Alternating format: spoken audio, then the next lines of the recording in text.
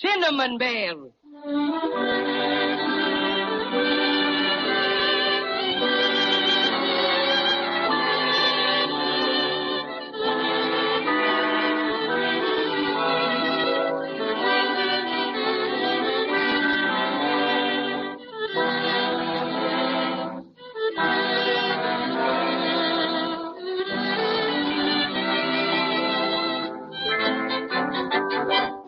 We go with the story of Judy and Jimmy and the Cinnamon Bear. If you'll remember, the twins went up into the attic to hunt for a missing Christmas tree ornament, the silver star. While searching through an old trunk, they found a little toy Cinnamon Bear only 4 inches tall.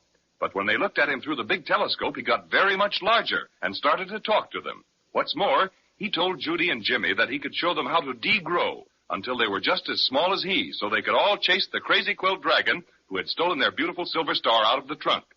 At this very minute, Judy is mighty anxious to learn all about this business of degrowing. Please hurry and tell us how to get small, Cinnamon Bear. Of course. Well, it's really quite simple, you know. It's all in the way you look at it. Now, just, pardon me a moment. Do you mind very much if I make one special growl at this spider here? He's been making faces at me, and it's very distracting. All right, but please hurry. It won't take a second. 1, 2, grrrr. He ran so fast you could hear him whistle. That's a most effective growl, don't you think? Of course. It's wonderful, Cinnamon Bear. But we've just got to get smaller right away, or we'll never get Crazy Quilt. Oh, yes. Let's see now. As I was saying, it's all in the way you look at it. We're only as big as we see we are. I don't understand what you mean, Cinnamon Bear. Well, you're used to seeing yourself the way you are now, about 4.5 feet high. Now, when you look at me through the small end of the telescope, I'm big, aren't I? Uh-huh. When you look through the small end, things look bigger. But if you turn the telescope around and look through the big end, they look smaller. Oh. Now, Jimmy, you take the telescope and look at Judy through the big end. All right. Now, hold still, Judy. Oh, my goodness, but you're little. Why, you're no bigger than Cinnamon Bear. Let me look at you, Jimmy. I bet you're just as tiny as I am. Oh, Jimmy, you're only about 4 inches high. Really? There. Now, the only thing you children have to do to be small is to see yourselves that way. But how are we going to do that, Cinnamon Bear? Yes, that's what I'd like to know. We can see each other through the telescope, all right. But how can we see ourselves? Sure, and it's simple. The first thing you do is put the telescope up on top of that dresser over there. The one with the looking glass.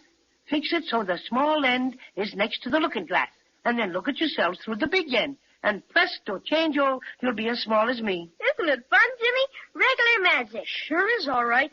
Now, come on and help me put this telescope on top of the dresser. It's pretty heavy. Mm-hmm. There. We're all set now. Wait. I almost forgot something. I'd appreciate you putting me on the top of the dresser before you degrow. I'll have a hard time getting up there by myself. Of course, Cinnamon Bear. Just hang on to my finger tight. Okay. And up you go. Thank you, Judy. Now you two can look through the telescope. All right. There. Why, I can see you and me, Judy. So can I. And we look so tiny, Oh, gee willikers. You feel funny, Jimmy? Awful funny.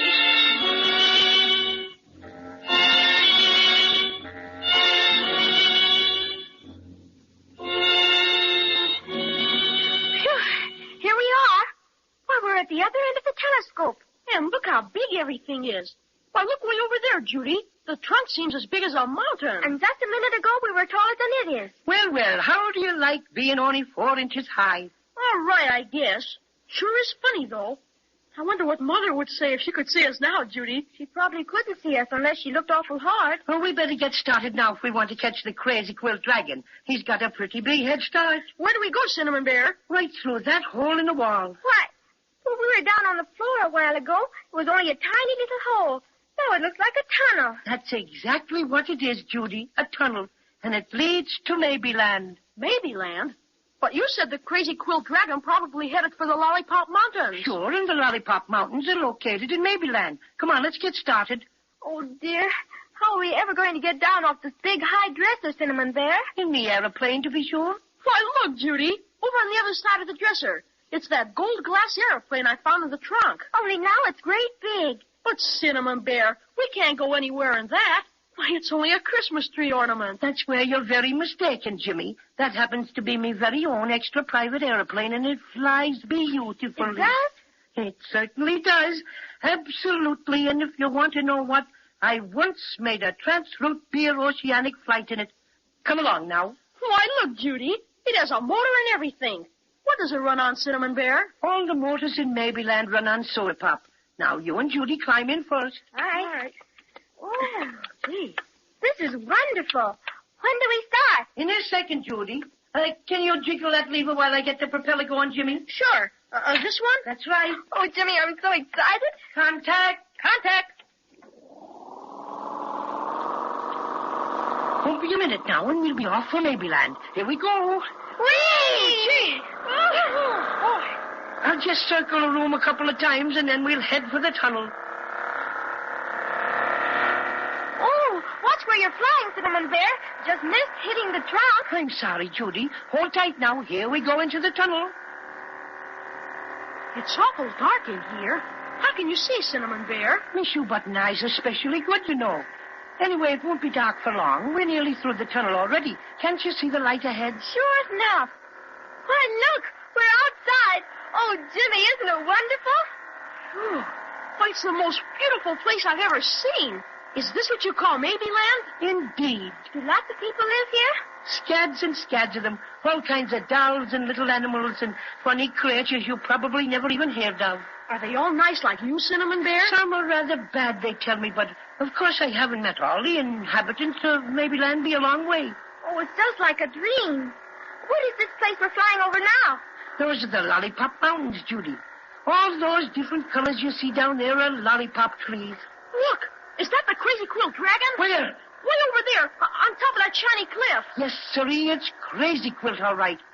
And that's a cliff at the top of Looking Glass Valley.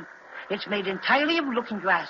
He probably picked the spot so he could bend over and admire his reflection. He's very vain. Let's hurry and catch him. We must be specially cautious. Mustn't let him know we're after him. We'd better circle over Looking Glass Valley. You know, just as if we were looking at the view and then get around in back of him and take him by surprise. That's a fine idea. My, isn't it bright, Judy? Just like looking up above you, because it reflects the sky and everything. Hello there! Did you hear somebody call? Yes, over there. Oh, me, it's that awful stork. Stork? Yes, Willy, and he's a terrible nuisance. Always going around in short pants and bragging about his wonderful travels. You know, he's a globetrotter and he writes books, but don't pay any attention to him. I say, hello there and cheerio. It seems sort of impolite not to say hello to him. Oh, very well. But I warn you, he's no good at all. No good at all. Hello, Willy. Greetings, my friends, greetings. Could you perchance accommodate a weary wayfarer in your airplane? I've wandered many a mile and I'm most fatigued. Of course not, silly. You're bigger than our airplane is, and you leave us alone. We're busy. Look, Jimmy, isn't he funny?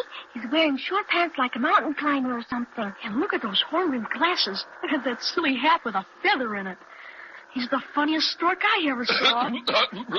Well, far be it from me to intrude where I'm obviously not welcome. Of course, I cannot always expect people to be magnanimous or sensible of the extreme honor I am conferring on them by Whatever in the offering to world ride is he with- talking about, Cinnamon Bear? Don't pay any attention to him. He thinks he should talk that way because he has a diploma and writes books. I'll overlook your insinuations, Paddy O'Cinnamon. If you cannot assist me in my flight, my young friends, perhaps you have the wherewithal to aid and abet in quenching my most ravenous thirst. He means he's thirsty. Will you please go away, Willy? We're in a very great hurry to catch the Crazy Quilt Dragon, who made off with a silver star that belongs to me friends. Oh, indeed, a daring fellow, that Crazy Quilt. Yes, and furthermore, the only liquid we have on board is the soda pop that runs the airplane. So scram. Oh, soda pop. Delectable.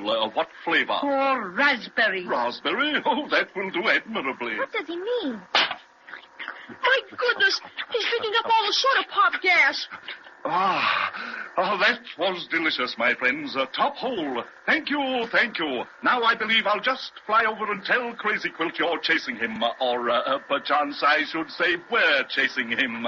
See you later. Bip, bip. Oh, he's flying away, Cinnamon Bear. You bad old stork. Shame on you. We're beginning to drop. Don't be afraid. We'll make it all right. We're going right down in Looking Glass Valley. Yes, and I can see our reflection coming up to meet us. Whee! Oh, gee. Oh, Jimmy! Hold tight. Oh, my. all right, children? Sure. That was nothing. I'm all right, too, Cinnamon Bear. But I'm awful angry with that mean old weary Willy Storr. So am I, and if I ever catch him, I'll make him molt where he doesn't expect to. It sure puts us in a fix. How can we ever get out of this valley? The sides are all made of looking glass, and they're straight up and down. I don't want to frighten you, children, but this is really more serious than you think. Really. What do you mean, Cinnamon Bear? Will you promise me not to get scared? We promise. We're not afraid. Well, I know all about this Looking Glass Valley. I flew down here last year and explored it from one end to the other, and I found out what? Unless you have an airplane or can fly. Yes? There is absolutely, positively no way to get out.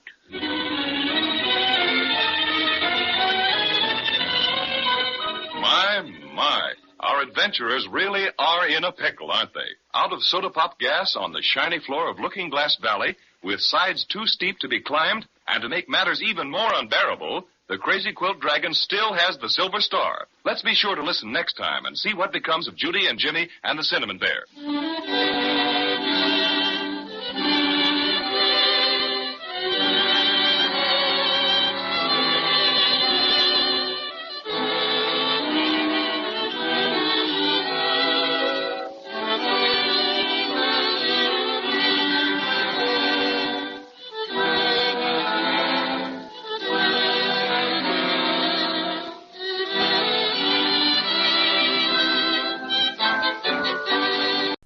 This is ChestertonRadio.com.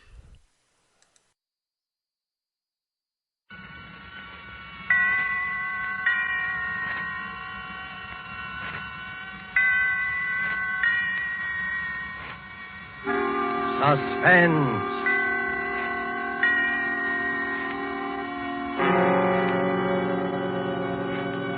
Presented by Roma Wines. Made in California for enjoyment throughout the world. Salute. Your health, senor. Roma toasts the world. The wine for your table is Roma. Made in California for enjoyment throughout the world. This is the Man in Black, here for the Roma Wine Company of Fresno, California, to introduce this weekly half hour of Suspense. Tonight in Hollywood, Roma brings you as star Mr. Peter Lorre. The suspense play which stars Mr. Lorre and which is produced and directed by William Spear is called Back for Christmas. In this series, Roma brings you tales calculated to intrigue you, to stir your nerves, to offer you a precarious situation and then withhold the solution until the last possible moment. And so, with Back for Christmas and with the performance of Peter Lorre, we again hope to keep you in suspense.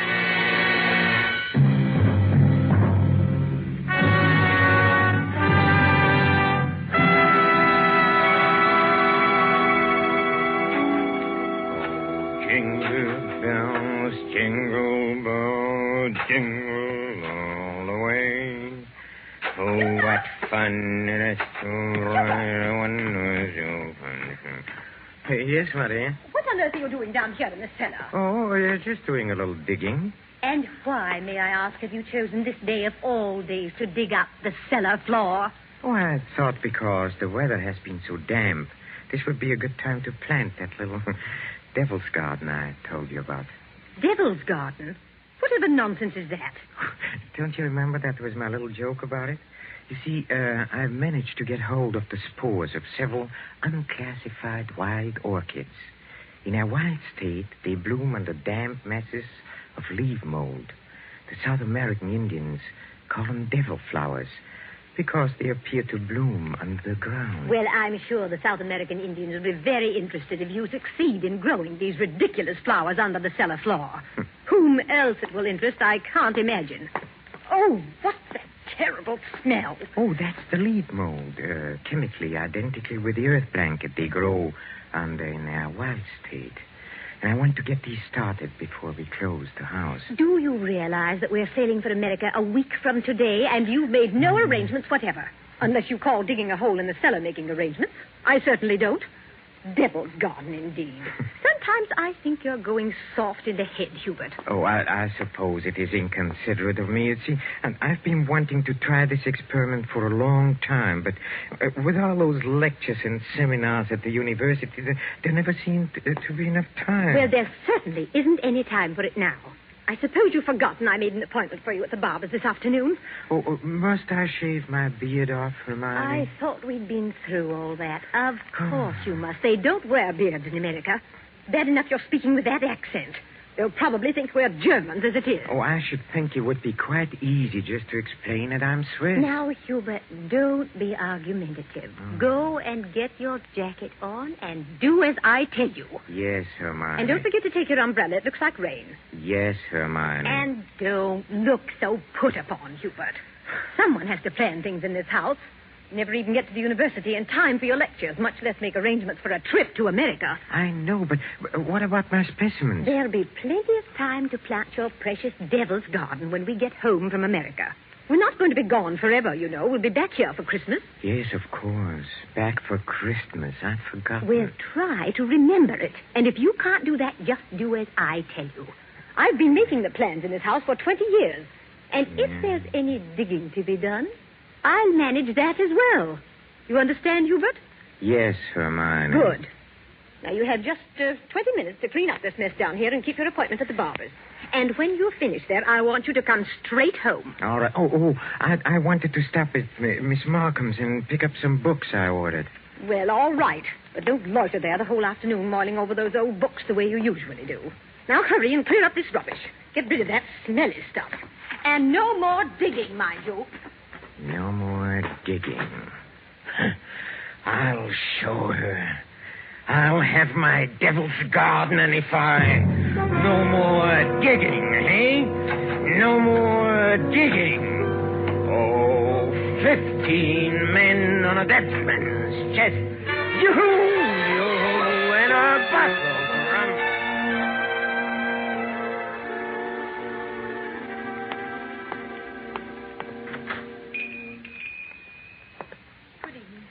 Good evening, Miss Markham. Why, it is Professor Schumacher, isn't it? Do you like me better this way? You look ever so much younger without the beard. 20 years at least. 20 years. Oh, you'll be glad to know those books you ordered have finally arrived. Oh, yes, the books. Let me see. The Phytotomy of Phalloid Gametophytes and Coniferous Shrubs of North America. Those are the ones you ordered, aren't they? Yes, thank you. You're very kind, Miss Markham.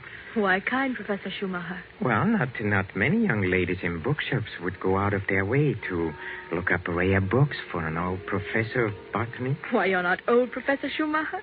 Really, you look... What do I look like? And besides, I adore botany. It's my particular hobby. Oh, really? You've never told me that before, Miss Markham. Well, I was afraid to. You looked so imposing with the beard and all. Miss Markham, forgive me if this sounds foolish, but since talking with you today, I feel that shaving off my beard is the most important thing I've done for 20 years. Oh, it is. I'm sure it is. For 20. I'm so sorry that I've been so distant with you all this time. Oh, there were times when I almost spoke up. Times when you came in here tired after a day with your students at the university. You seemed so alone. The way I'm alone in the world. Alone? I'd like to have asked you to stay a while and talk with me, but some way or other I always wound up giving you your change and letting you go on your way. Say, you're alone in the world? Since my father died. Oh, Miss Markham, did you never think of marrying? My father was a very remarkable man. I never found anyone who seemed to measure up to what he led me to expect of men. Miss Markham... Oh, it's been so long since anyone called me by my first name. I'd like you to, if you want to. It's Marion. Marion? Oh, how nice. And yours? Well, Hubertus. but in English, Hubert sounds better, huh? How long have you been alone, Hubert? Alone? I knew you were a widower, of course. The first time I saw you. A widower? I can always tell. There's a certain sadness in a man's eyes. A sweet sadness, I think, when he's been married and then lost... A widower. I never thought of it in quite that way. Oh, I'm sorry. I shouldn't have been talking like this, I suppose, but I've often wondered what she must have been like. Your wife, I mean. Hermione? Not an easy woman to forget. Very strong. Always managing things. The house, my wardrobe, my friends. Even when we dined at a restaurant, she even then ordered my food. She was always managing things. Her whole life. Managed herself to death. Poor woman. She must have loved you very much. But she needn't have put herself out so. It's plain to see you don't need things managed for you. No. You need companionship, I think. Someone sympathetic with your work. But the last thing on earth you need is a manager. How well you put it. The last thing on earth.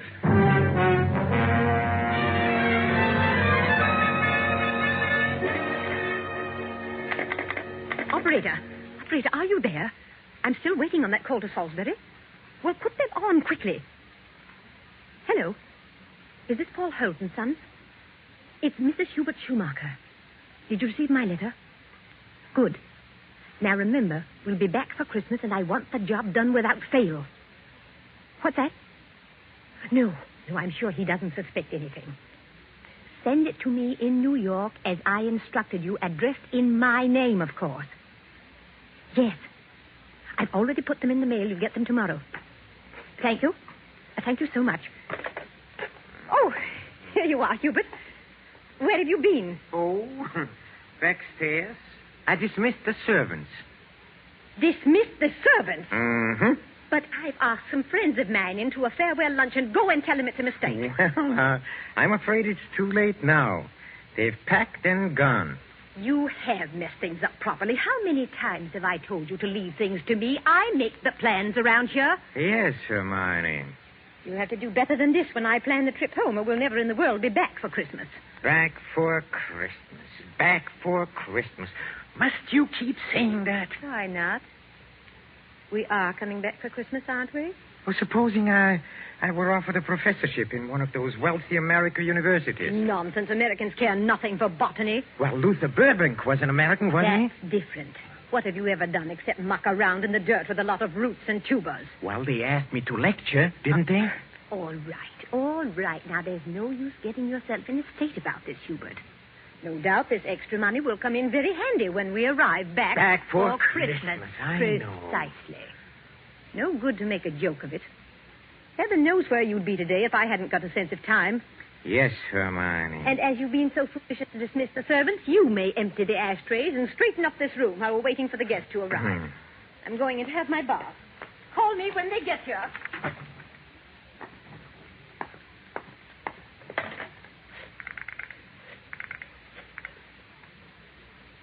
Marion?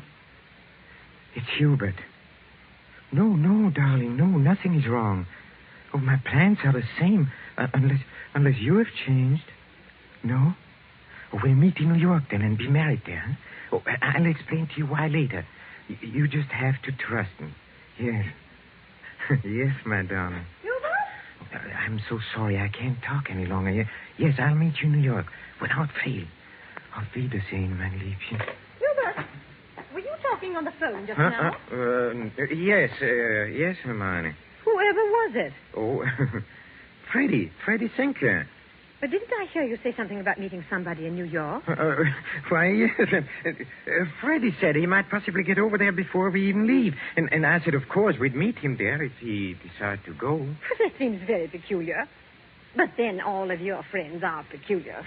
Yes, Hermione. And just look at your jacket. Have you been digging in that cellar again? Yes, Hermione. Well, there's no need for it. You can't possibly get that Devil's Garden thing finished before we sail for America. Go and change your clothes before the guests arrive. Oh, never mind. I see somebody coming up the walk now. Go and let them in. Yes. Hubert.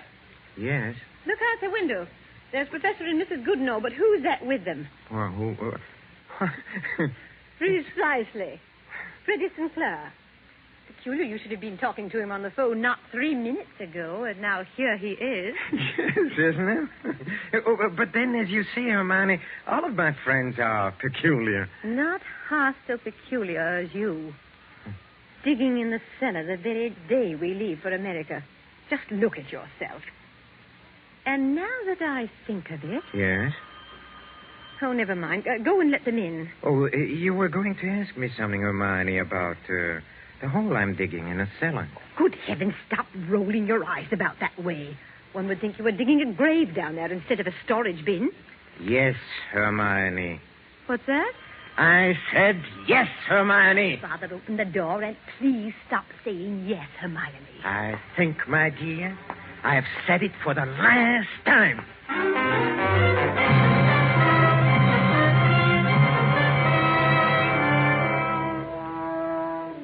A professor of botany, his loving wife, and an oblong pit in the cellar. Just the right size for his botanical specimens, his devil's garden. With these ingredients for a story of a perfect crime, Back for Christmas by John Collier and starring Peter Lorre, the Roma Wine Company closes the curtain for a moment on another breathless study in suspense.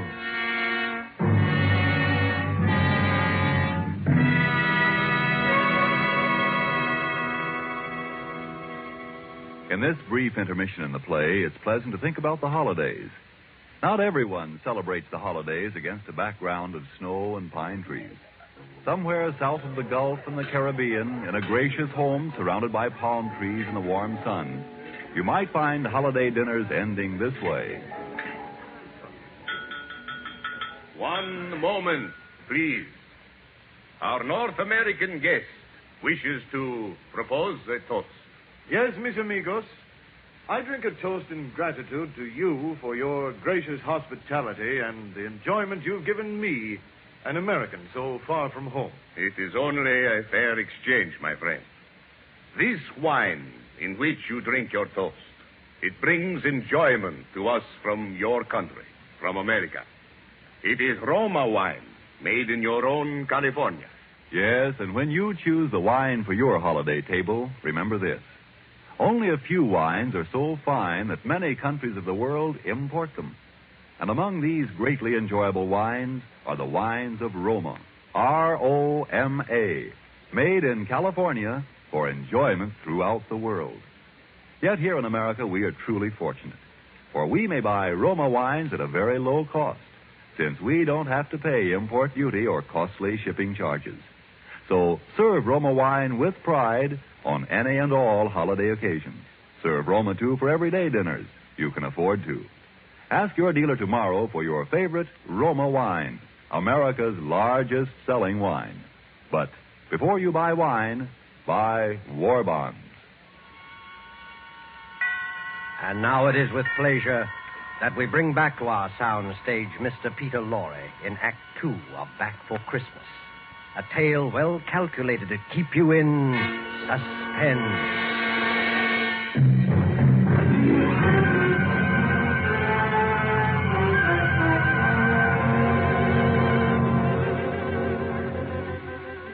Back for Christmas. Hermione was so positive we would be back for Christmas. That last afternoon, pouring tea out for a few friends who had come in to say her last-minute farewells, she kept reiterating it. Now, mind you, Hermione, don't let those Americans lure your husband with one of their fat university jobs. We absolutely must have you with us for Christmas. He shall be back, I promise you. Well, it's not absolutely certain, of course. Hubert, now what do you mean it's not certain? Of course it's certain. After all, Hubert, old boy, you've contracted to lecture for only 3 months. Oh, that's quite right. But then, of course, anything may happen. Hubert adores being unpredictable. Now, what other man would decide the very day, mind you, before leaving for America, to dig a great hole in the floor of the cellar? In the cellar? Yes. He's going to put some unclassified wild orchids down there. A devil's garden, if you please. It sounds so mysterious. That's Hubert, though. It's really quite simple, however, once you find out what he's up to. Now, take the telephone call he put through to you a few minutes ago, Freddie. To me? Of course. Now, Hubert wanted to surprise me about your plan to meet us in New York next month. Wasn't that why he called? To ask you not to mention it? My dear Hermione, Hubert couldn't possibly have telephoned me within the past hour. I've been walking in the park since 3. He didn't telephone you? Well, how could he? It was for my going to America. No. Come, Freddie, come. You may as well confess. Hermione has just found me out again. That's Huber's old chap, I really do. You see what a poor liar Hubert makes. He's red as a beetroot. Aren't you ashamed of yourself, Professor? Stringing poor Hermione along like that. And as for you, Freddie, I'm furious you said nothing to us about going to America. But look here, old girl. I've been trying to tell everyone here that I'm... Stop the nonsense. The game's gone on long enough. Besides, we must start getting ready. Now, it was marvelous of all of you to come in to say goodbye. And don't worry about Hubert's little jokes. I will bring him back for Christmas. You may rely on it. They all believed her. For years, she had been promising me for dinner parties, garden parties, committees, and the promises had always been kept. This time, they would not be. I had seen to that. The servants were gone for good. The farewells all said. I had timed to the minute how long it would take to fill in a hole in a cellar. My devil's garden. Upstairs in a bedroom, I undressed and put on my old bathrobe, and then I opened the door into Hermione's room. Hermione, have you a moment to spare? Of course, dear. I'm just finished. Oh, then, will you come in here for a moment, please? There's something rather extraordinary here. Oh, good heavens, Hubert. What are you lounging about in that filthy old bathrobe for? I told you to put it into the furnace. Oh, I'll do it. I'll do it today. Yes, really, I will. Well, high time. Now, what is it you want to show me? Oh, here, in the bathroom. Just look, who in the world do you suppose dropped a gold chain down the bathtub drain? Nobody has, of course. Nobody wears such a thing. Then what is it doing in here? I don't see anything. Well, look. I'll hold this flashlight here for you. If you lean right over, you can see it shining. It's deep down. Oh, such a lot of nonsense, just as well. Well, I don't see it, Hubert. Go on looking, Hermione, in just a moment. Hubert, I absolutely refuse. Hubert, what are you doing? Take your hands off my neck. I will, Hermione. Just as soon as I've finished the arrangements for my trip to America. What are you talking about? You thought you were the only one who could plan things, didn't you? Didn't you, Hermione, huh? Oh. Well, I've been making some plans of my own this past week. In exactly 2 minutes and 16 seconds, you'll be dead. You see, I planned it very accurately. You'll never get away with it. Oh, I thought you would say that, Hermione, but I will get away with it.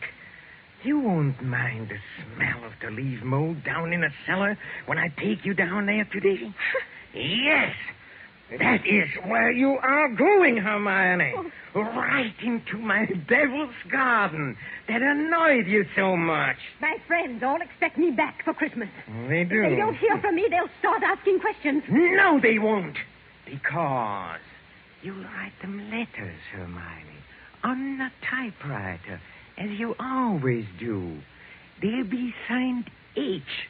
In that neat, correcting way you always sign your notes to your friends. Here, let me up now. No! It won't work, Hubert. You were never any good at planning. Oh, but I have changed. I've learned from watching you all these years. The lecture people in America. They'll expect you to be traveling with your wife. I will be traveling with my wife, but not my present wife, Hermione. Hubert! It won't work, I tell you. That pit you dug in the cellar... Oh, it will work. It'll serve its purpose well. Hubert! No, I'm sorry, dear. This thing has to be done exactly as planned. You have just 5 seconds to say your prayers. Hubert, you must listen. The cellar, it's... Don't do it, Hubert! Yes, Hermione!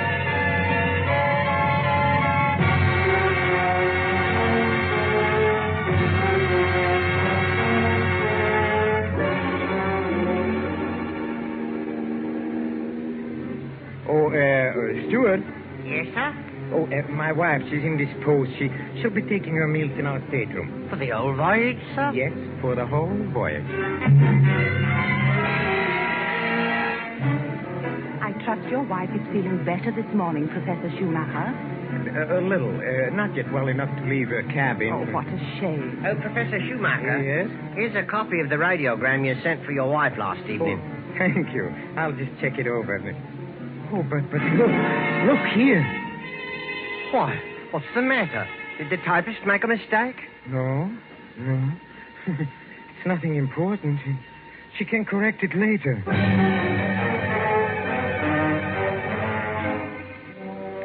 For a moment, I had a feeling that Hermione had been leaning over my shoulder again, correcting what I had written as she always did. I had written a radiogram to Professor Goodenough and his wife. Haven't been out of my cabin the whole beastly trip, Hubert. Well, now doubt we'll be back for Christmas. But the operator had left out the W, and it read, "No doubt we'll be back for Christmas." Exactly what Hermione would have written. Well, the rest of the trip was uneventful. Marion and I met in New York just as we had planned. Just as we had planned.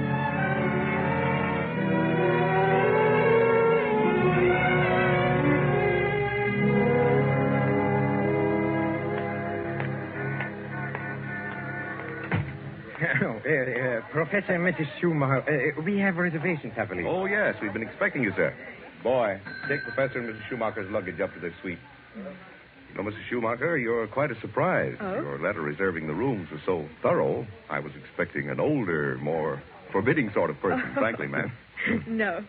As a matter of fact, we're just married, but my letter reserving the room. Oh, I wrote the letter, my dear, and I signed it Mrs. Hubert Schumacher.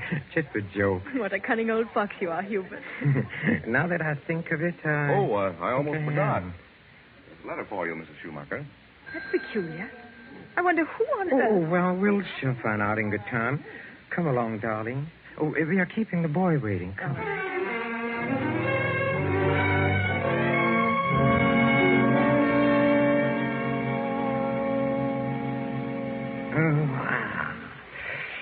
Nothing like a cold, brisk shower to put a man to rights. Hubert, this letter. Oh, yes, the letter. Oh, dry my hair, will you, darling? Please. It seems to be a bill of some sort from a building contractor in Salisbury. Oh, really? Oh, bother, dry your own hair. Thank you, darling. Let's see this bill, or whatever it is. It's very puzzling. Hubert, you were a widower, weren't you? I mean, Hermione isn't still alive. Good heavens, no. Well, let me read that. Dear Madame, this is to acknowledge your order together with the keys to your house in Launceston Place. Our man had no difficulty in finding the place where your husband had begun the excavation in a cellar, but apparently he changed his mind at the last moment and filled it in again. What is it, Hubert? Our man will begin digging tomorrow, and the job will be completed in ample time for your surprise Christmas present to your husband. We are happy to be conspirators with you in this thoughtful gesture and hope that Professor Schumacher will be pleased at the results of our work on his devil's garden. Very truly yours, Paul Holt Sons Contractors. What does it mean, Hubert? Means that Hermione was right. I will be back for Christmas. I will be back for Christmas. I will back for Christmas. Back for Christmas. Yes, Hermione.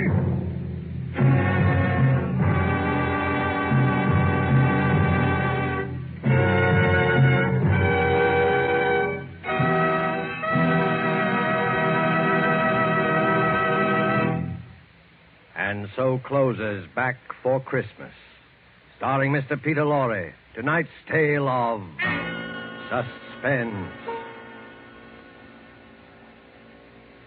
In just a moment, we shall hear again from Mr. Lorre. But first, just a word that seems appropriate. One of the world's oldest customs is the Christmas toast.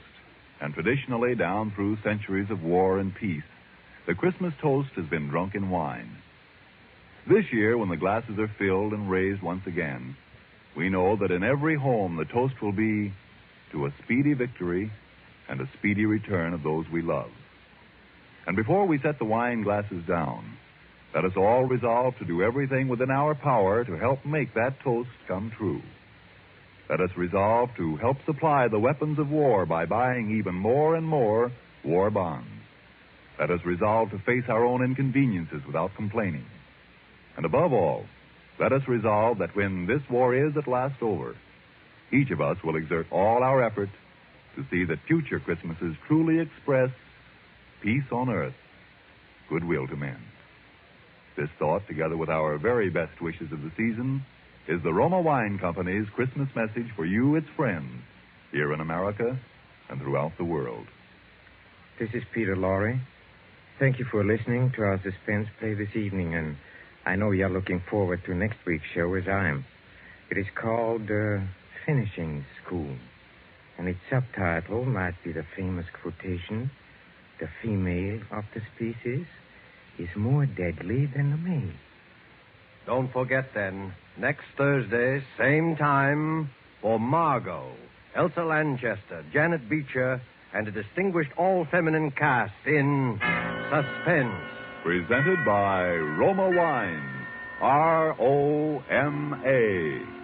Made in California for enjoyment throughout the world.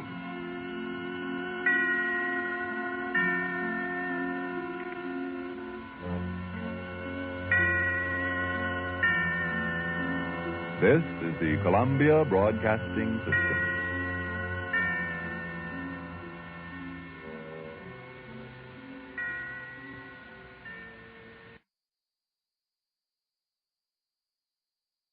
Now, Roma Wines, R-O-M-A, made in California for enjoyment throughout the world. Roma Wines present Suspense.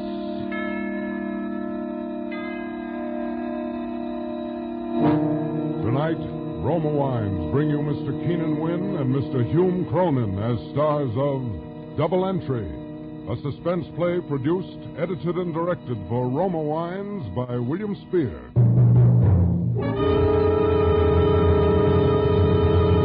Suspense, radio's outstanding theater of thrills, is presented for your enjoyment by Roma Wines. That's R-O-M-A, Roma Wines. Those excellent California wines that can add so much pleasantness to the way you live, to your happiness in entertaining guests, to your enjoyment of everyday meals.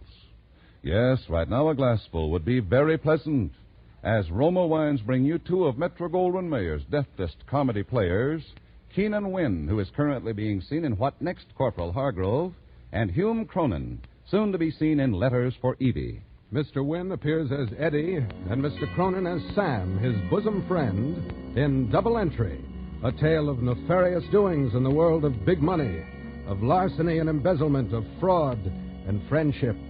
Altogether, a most remarkable tale of suspense.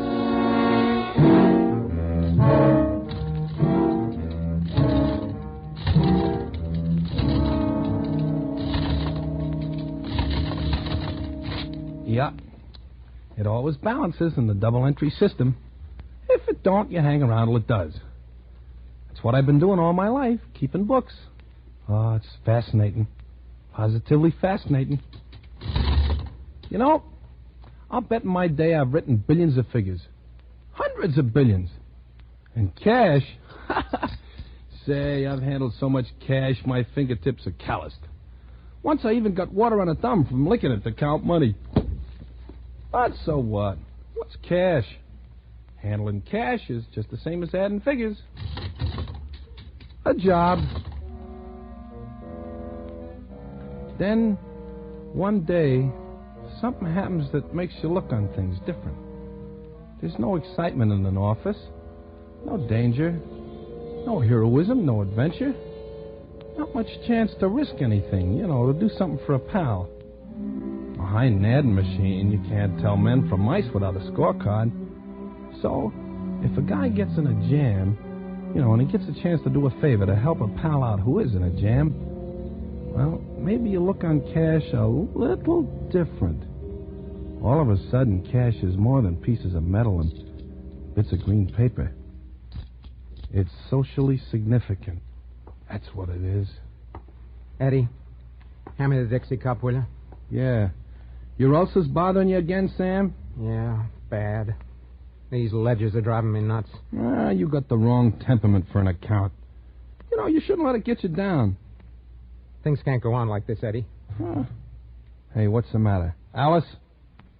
Alice don't understand you. No, Alice don't understand me. Well, that's because you don't understand her. Will you shut up? Sometimes you're so smug. Oh, now lay off, Sam. You can't go on like this. Like what? Well, you're grouchy all the time. You got something on your mind. Alice don't understand. Well, try me out. I won't throw no dishes at you. Well, no. No, I can't tell you. Wouldn't matter anyway. You can't do anything. Just telling your troubles helps sometime. Go on, talk, Sam. Talk, Sam. Okay. Okay, it's the auditors. But them guys, don't let them worry you. You're running this office, ain't you? You tell them, don't let them tell you. I'm telling you, Eddie, they're getting awful close. What are you talking about? They're driving me nuts. Well, why, Sam? I'm light, Eddie. You mean? The books. They're light. They're short. You mean? I'm a crook, Eddie. An embezzler. And they're going to get me. Those auditors, they're onto me. I know they are. I can feel them getting closer. Now, after 9 years, they're on my trail. You a crook, Sam? I don't believe it. I wish I was dreaming. Why, Sam, you're the fair-haired boy around here. All you got to do is ask.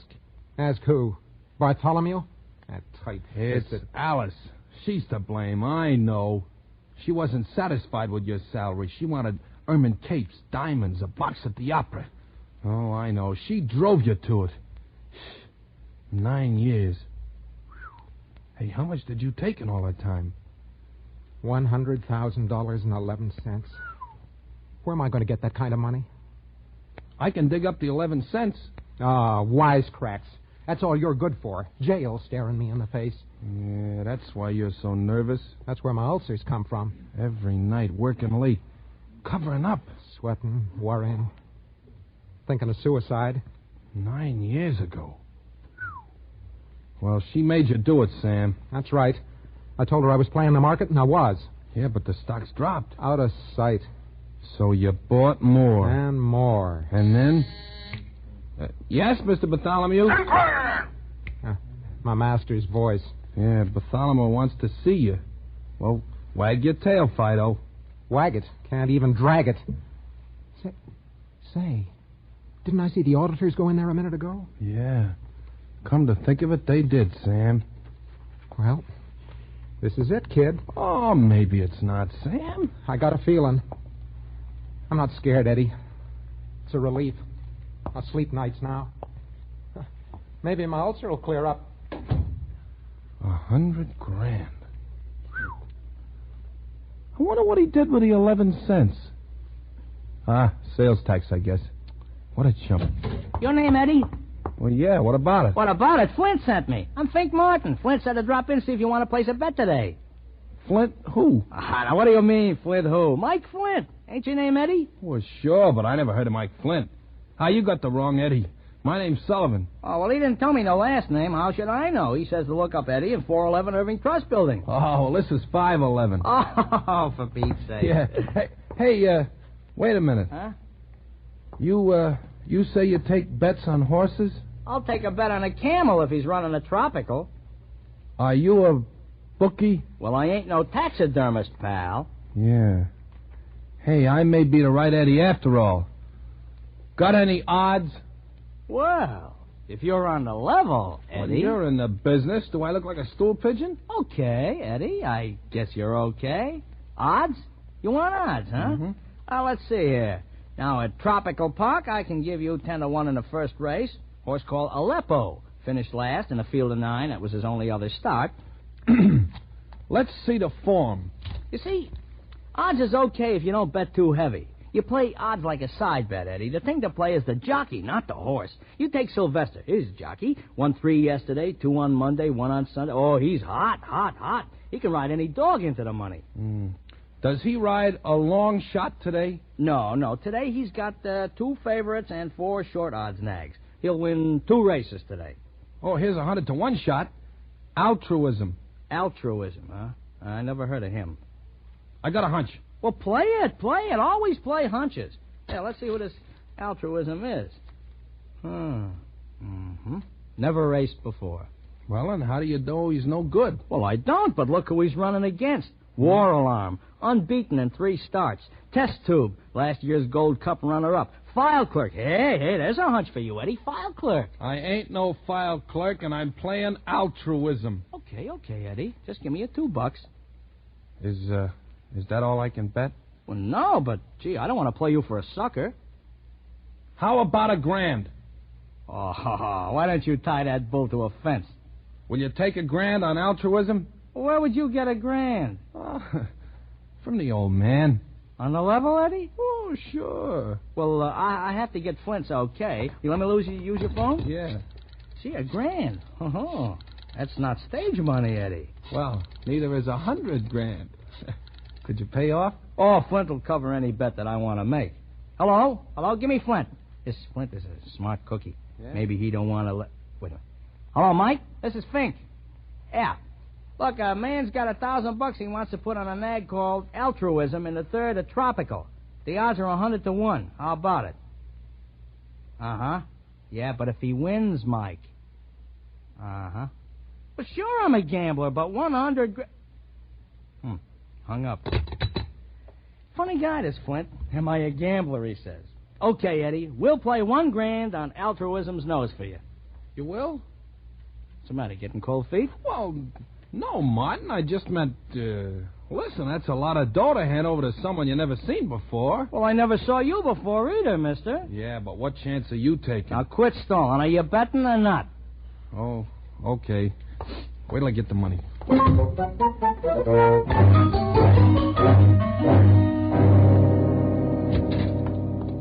Here it is. You got it? 100, 2, 3, 4, 5, 6, 7, 8, 9, and 10 makes 1,000. Thanks, Eddie. What's the matter? What you shaking for? Is this your life savings or something? Oh, no.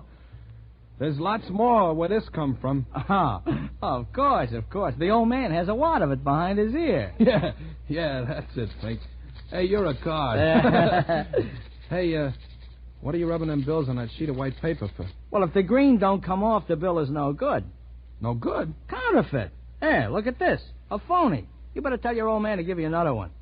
Is this counterfeit? Certainly. Look at General Grant there. His nose shouldn't happen to Jimmy Durante. Yeah, well, wait a minute, Fink.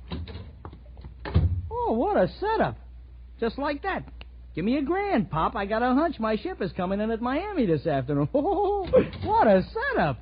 Here you are, Fink. Yeah, thanks, Eddie. That's more like it. You tell your old man to pass that phony C-note in church.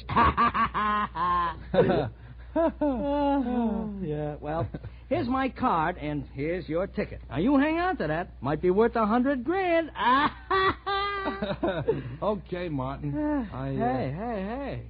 Are you all right? You look kind of green. Oh, you just been looking at too much dough, Martin. Well, maybe.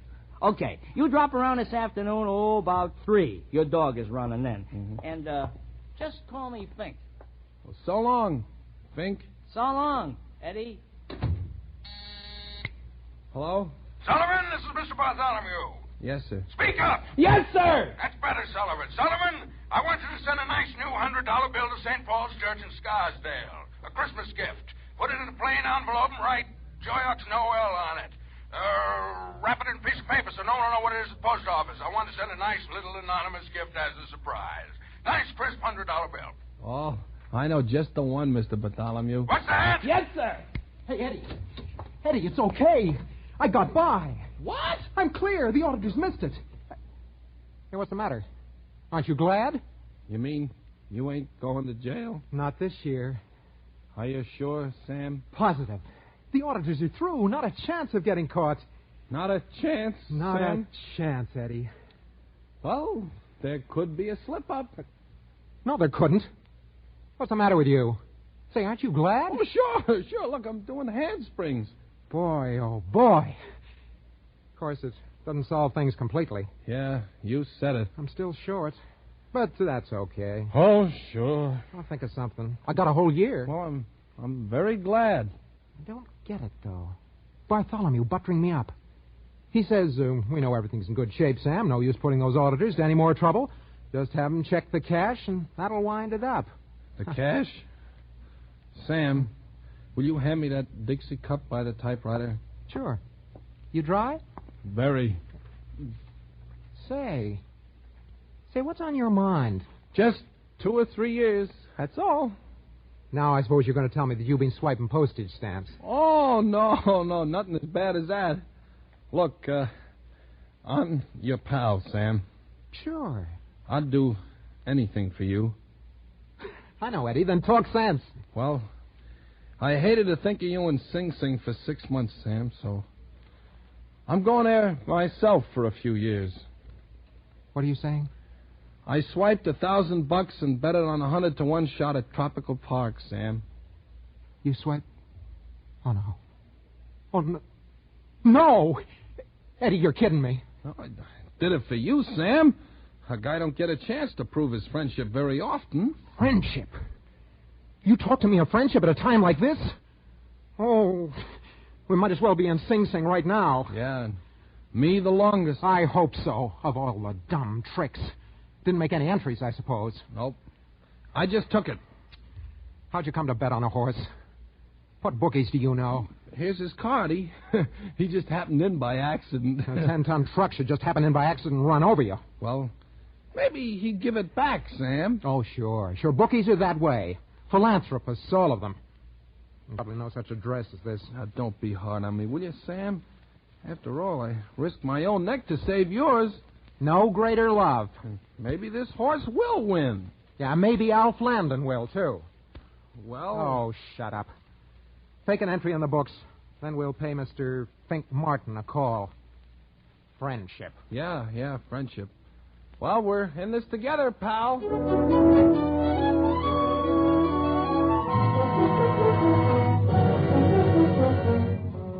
For Suspense, Roma Wines are bringing you as stars Keenan, Wynn, and Hume Cronin in Double Entry by Robert Minton. Roma Wines' presentation tonight in radio's outstanding theater of thrills, Suspense.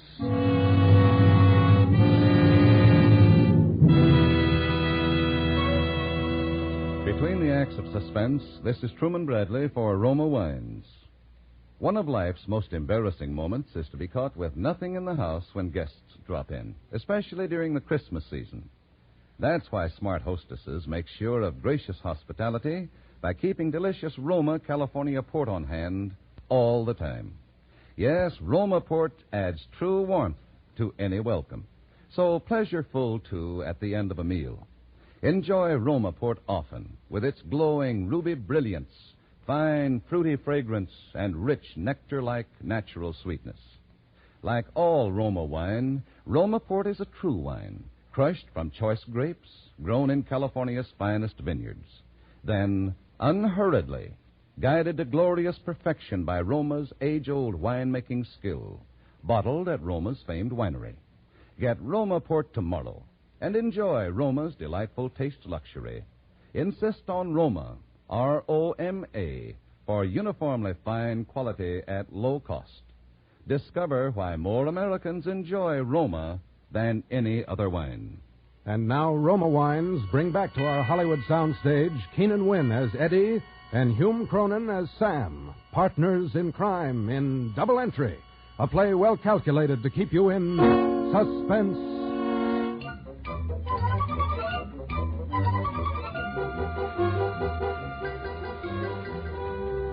On the subway up to the bookie's place, I didn't say a word. I just stared at the ads, and I kept thinking of how I'd messed things up and wondered what Sam was thinking. The window we sat near had bars on it, and I felt like I was already in jail. Well, we got there. It was a great big large room. Well, if it ain't the millionaire bookkeeper. Hi, Eddie. Oh, hi, Eddie, Fink.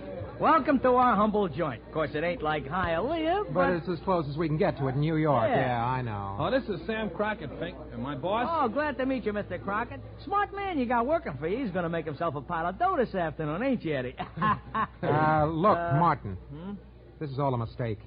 Eddie had no business betting $1,000 on a horse. The fact is, it wasn't his money. Oh, I know that. It was his old man's. He stole it from the company. No, Eddie, would you do a thing like that? Uh-huh. Well, I am surprised. I thought your old man ran the place. He was trying to help someone, so... So he helped himself to $1,000, huh? Martin, give us a break and return the money. We'll both go to jail if we don't put it back. At Tropical Park in the 6th, scratch Doughboy, number 624. Gee, I'm sorry, fellas, but I can't do nothing about it. I've turned in the dough already. I just work here. I can't get it back. You gotta help us, Martin. Well, I'd like to, Crockett, but, gee, how can I? Look, this is a business. Supposing I ask the boss. He says it's a contract. He can't back out, neither can you. Where would we be if we asked you to take your money back? Yeah, but don't you see we'll go to Sing Sing 1 Fink? minute of post time for the 3rd at Tropical Place. You bet. Look. Maybe those bills were counterfeit, huh? You know, you can tell the cashier the dough's no good, huh? Oh, how can I, Eddie? He can spot a phony from 50 yards. The auditors are checking our books now, Martin. Well, all I can say is I'm sorry, and, well, I hope this nag wins for you, but I can't do a thing about it. We're sunk, Eddie. Sounded like you meant it, huh? Well, so what? Let's go. Well, ain't you interested in hearing the race over the loudspeaker? No. Well, I am. It's me that started this whole thing, and I'm going to get my money's worth. In the 3rd, a correction. Sylvester is riding altruism. Hey, did you hear that, Sam? You mean we got a jockey? Oh, now, don't be funny. This guy Sylvester's hot. He's winning 2 or 3 races a day. In the 3rd, they're away at 3:17. Hey, they're off. I got ears. Yeah. At the quarter, it's a Warlon by a head. The dive bomber is 2nd. Calumet Powell is 3rd by a half a length. Dunnan is 4th. The Westwood Hoe is 5th. The File Clerk is 6th. And the Valiant Ned 7th. The Mashie Niblick is 8th. Timid Soul is 9th. Golden West is 10th. And Test Tube, Auction Block, Early Riser, and Altruism. No wonder you got 100 to 1. There's 100 horses. Yeah, that's not a race. It's a caravan. Last place. Now, are you satisfied? Okay, Sam, let's go.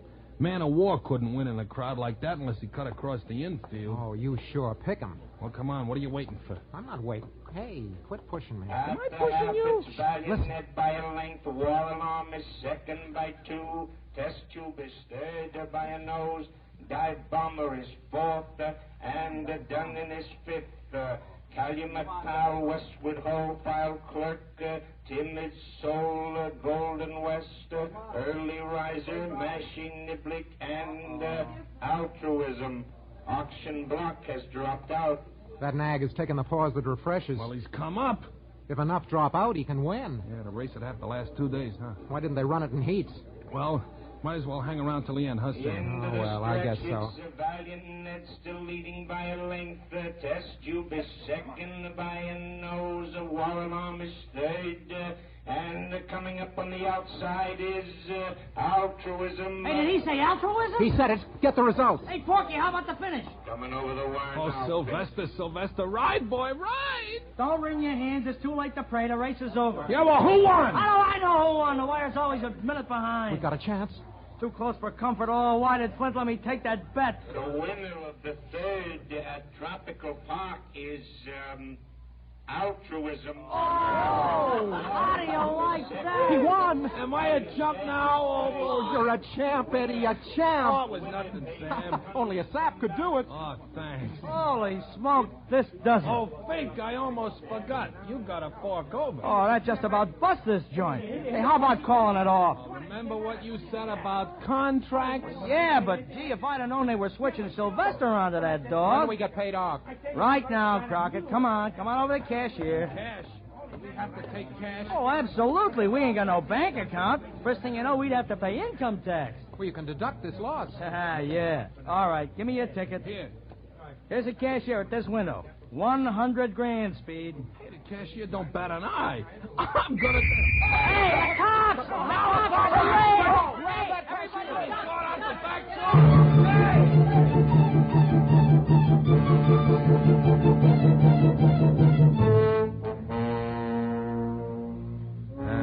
the cops jugged everyone in the place, thinking the other gamblers got away with the 100 grand. And we had to wait until morning for a trial. Every silver lining has a rip in it.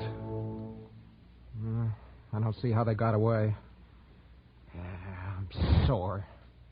We sit here in the can, and they're off with all that dough. Well, we were framed. This whole thing was planned. You're crazy. How did Martin know altruism would win? Can't turn on a police raid like a shower bath. Well, how are we ever going to find those guys? We won't. And if we do, it won't do us any good because you haven't got the ticket anymore. Even if you have, you couldn't force them to pay. Gambling isn't legal, you know. Oh, that's nice, dreary music. Might as well get used to it. We'll be living in quarters like this for quite some time. Hey, here comes the keeper. You got a visitor, boys. Huh? An auditor. Name of Martin. Fink Martin. Hiya, boys. Well, you coming to pay us off? Well, not exactly, no. You see, Mike, the boss, he don't want to pay. Oh, you wouldn't chisel, Fink. Oh, no. On the level. I thought this guy Flint was square. Now he's welching on all his debts, and he's blowing town. He's got $1,000 of mine. Oh, that's a great story, Martin. Well, I don't have to tell stories, do I? I could have stayed away from here, Crockett. It's nice to see you again, Fink. Still taking bets? All right. Will it shut you up, Eddie? Hey, $1,000? Yeah, $1,000. It's all I got. It's my own dough. Well, that's the best I can do, Eddie. Hey, guard, let me out of here. Well, gee, I don't know what to say, Fink. Say no to the next bookie you meet, Eddie. Them nags is poison. Well, it was fun for a while, Fink. I wouldn't take your dough, but... Say no more. Put it back where it came from, Sam, and try to forget you ever seen me.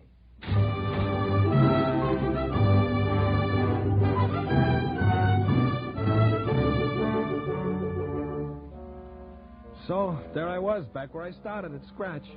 All I had to do was put the dough back in the cash drawer. The next morning, after paying a $10 fine, we took the subway downtown. Sam read the paper, and I just stared at the ads as usual. Quite a story about altruism. Picture of Sylvester here, just a kid. 19, weighs 105. Hey, look at that ad. It says, spell it backwards. If they want you to read it that way, why don't they turn it around? Hey, Eddie. Eddie, look. Well, what is it, Sam? This picture. It's Bartholomew. They've arrested him. Well, what for? Embezzlement. But that's you, Sam. Hey, listen to this. Mr. Bartholomew confessed to having embezzled company funds to the tune of $250,000 when auditors discovered a shortage in cash of $1,000. So that's why he was hurrying those guys around. Well, let me see. What a business. Everyone in it is a crook. What? Hey, Sam, where you going? Back to the police station. I'm giving myself up. Giving yourself up? You're nuts. No, Eddie. I'd never sleep again if I escaped scot-free. Besides, I'd like to get away from Alice for about 6 months. Yeah, but Sam!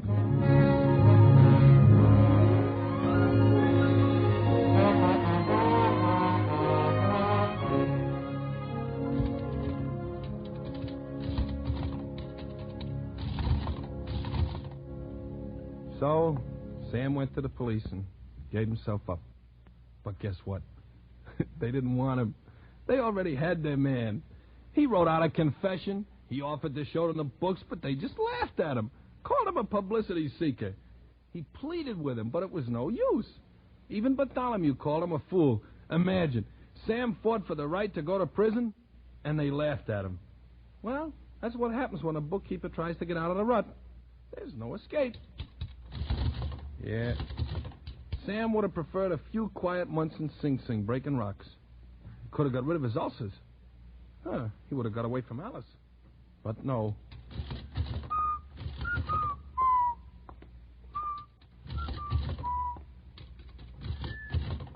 Hey, Eddie. Hand me that Dixie cup, will you? Oh, your ulcers bothering you again, Sam? Yeah, something awful. These ledgers are driving me nuts.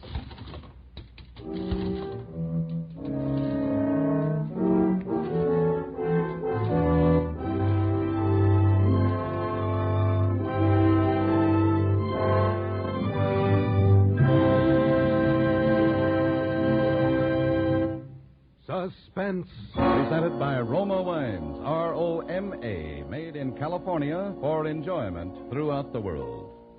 Before we hear again from Keenan, Wynn, and Hume Cronin, the stars of Double Entry, tonight's suspense play, this is Truman Bradley with a word to the men from famed hostess Elsa Maxwell.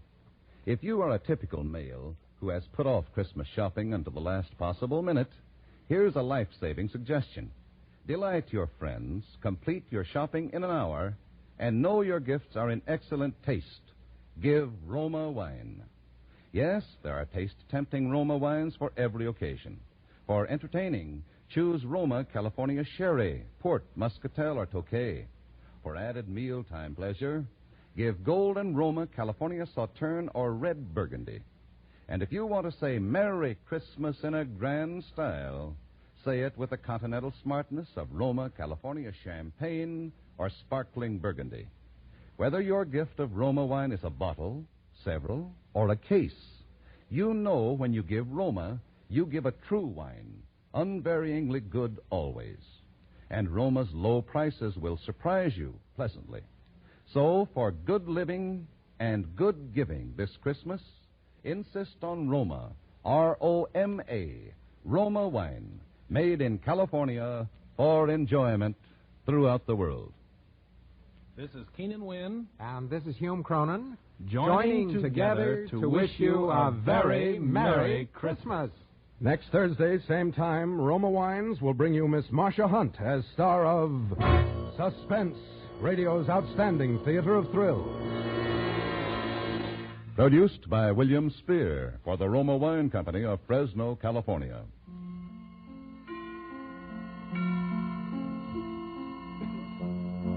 This is CBS, the Columbia Broadcasting System.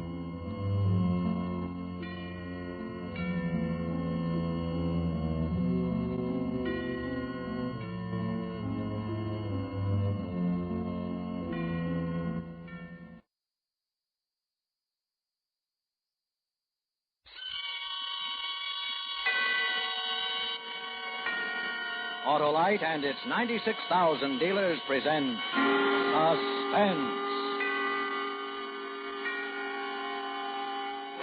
Tonight, Autolite brings you Christmas for Carol, a suspense play starring Mr. Dennis Day.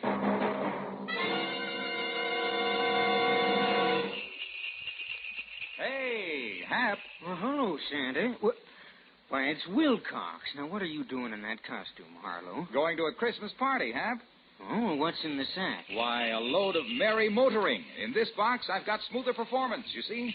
Ignition-engineered Autolite spark plugs. Sure, and when you replace worn-out spark plugs with these new Bantam beauties, your car will perform smoother than Santa skidding down a slippery chimney. And what's in this box, Harlow? Fast starts, Hap. Well, these are ignition-engineered Autolite spark plugs, too. You bet. And they're unmatched for quick starts because they're designed by the same Autolite engineers who designed the coil, distributor, and all the other important parts of the complete ignition system for many leading makes of our finest cars. That's why ignition-engineered Autolite spark plugs work as a team with your car's ignition system. And that's why they're world-famous for quality and dependability. And I suppose you're giving gas savings in the third box, eh, Harlow? You guessed it, Hap. So, friends, have your Autolite spark plug dealer replace worn-out spark plugs with ignition-engineered Autolite spark plugs. Choose either the standard or resistor type. And remember, you're always right with Autolite. And now, with Christmas for Carol and the performance of Dennis Day, Autolite hopes once again to keep you in suspense.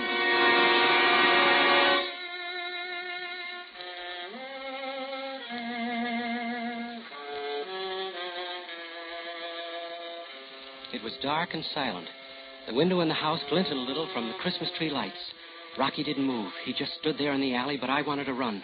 Fast, get away and put it behind me. Just a second. We got the money, Rocky. What are we hanging around for? Come on, let's get out of here. I said we wait for the old couple to get back. What for? Why take chances now? We got some money. How do we know it's all of it? Maybe they split it and put it in two places. We'll wait here and watch for them when they come in. They'll tip it. It was $8,000. That's what he withdrew. You asked for this, kid. Now do as you're told. We'll wait.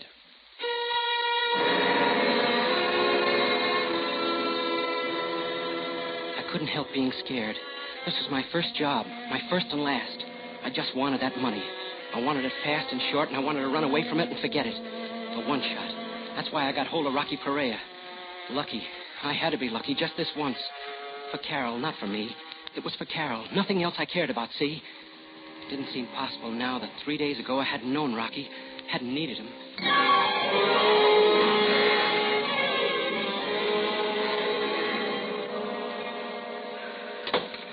What is it, Doctor? How about the baby? Your wife must remain in bed. Serious? No, not serious, but she's got to stay flat on her back. A nurse. You should have a nurse with her all the time. Oh, but it's 2 months away, Doctor. It's just a question of keeping her relaxed and quiet, not letting her do any work around the house, lift things, or even walk. Okay, Doctor. And she'll be all right? There's one other thing.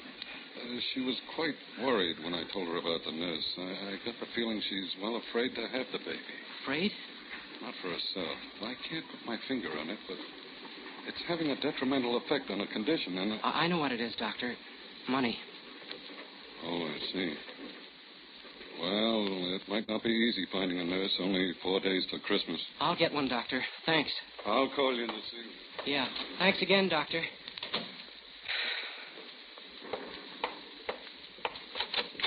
Paul? Sweetheart, it'll be all right. I'm going to get the nurse to take care of you. I'll be able to get up and around in a day or two. Not if you want that, son. The doc said everything will be all right if you take it easy, and you're going to take it easy. But a nurse... Look, I've got to get back to the bank. I'm only on my lunch hour, sweetheart. I'll make a few calls from there, and tonight we'll pick out the nurse. How much do they charge? What's the difference? How much, Paul?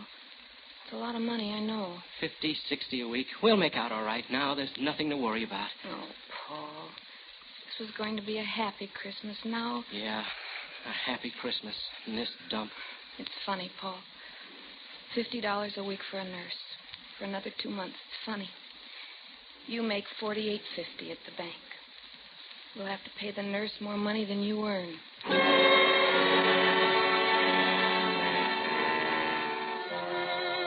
Yeah, more money than I earn. You know how it is being a bank teller? Feeling, seeing, handling money, taking in money, paying it out. When I went back to work, I was seeing it for the first time with something more than a detached feeling. Thinking, I need this money, I need this money, I need this money. How I need this money. For Carol and the baby. It was almost 3 o'clock when Eddie the bookie came in. Hi, Paul. Good day yesterday. And big action in a few days. Santa Anita opens. Yeah, people like to throw their money away. They throw it, I catch it. Eddie, could I see you later? You ready to make a deal? I want to talk to you. What time you through? 5 o'clock. Meet you outside at 5 o'clock.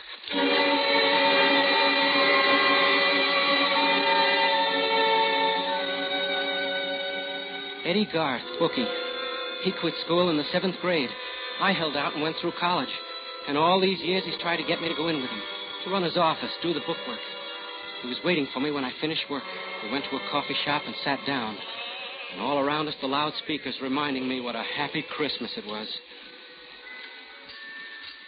Hush, Carol, Paul.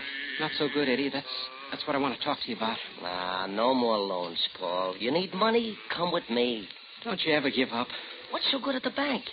$25 for a Christmas bonus? Look, Eddie. Come in with me now. With Santa Anita opening. I could work the outside, get new accounts. Eddie. And I'll give you 10% of those accounts, Paul. But I won't lend you the money. I'd be a sucker to lend it to you. I'll give it to you if you come in, but I won't lend you anymore. Okay, Eddie. Forget it. I'll get it some other way. I don't get it.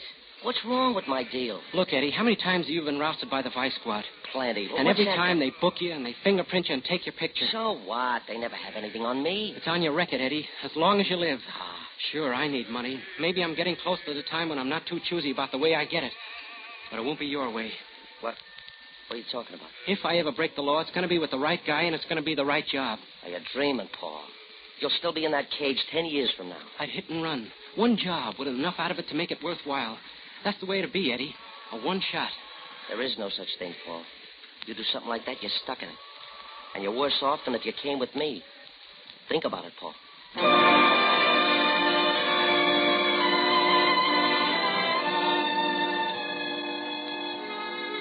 Go home then and fix dinner for Carol, all the time thinking of the money and Carol and the baby and debts. The worry eating at me and thinking about what I'd said to Eddie. Then the next morning, old man Forbes made a withdrawal. The first he'd ever made. Hiya, son. What? Oh, hello, Mr. Forbes. I'm going to miss you, son. Seems like we're good friends after all these years. Miss me? Take a look at the slip. That's a lot of money. 12 years hard work. That's what that money means. But you're taking it all out? Yeah. And I quit my job today. Quit your job? Ada and me, we've been waiting a long time for this Christmas. We're moving out of the city. Oh? And we've had our eye on a little farm. Now we can buy it. Even got the papers drawn up. Then you're leaving right away? About a week. But Ada don't know yet. I'm going to surprise her. Kind of a Christmas present. But it's not safe to keep so much cash on you, especially I got a perfect place to hide it, son. No one would think to look there. Besides, I figure I've worked too hard and too long to lose it now. Oh, no, son, it wouldn't happen. Wouldn't seem right somehow.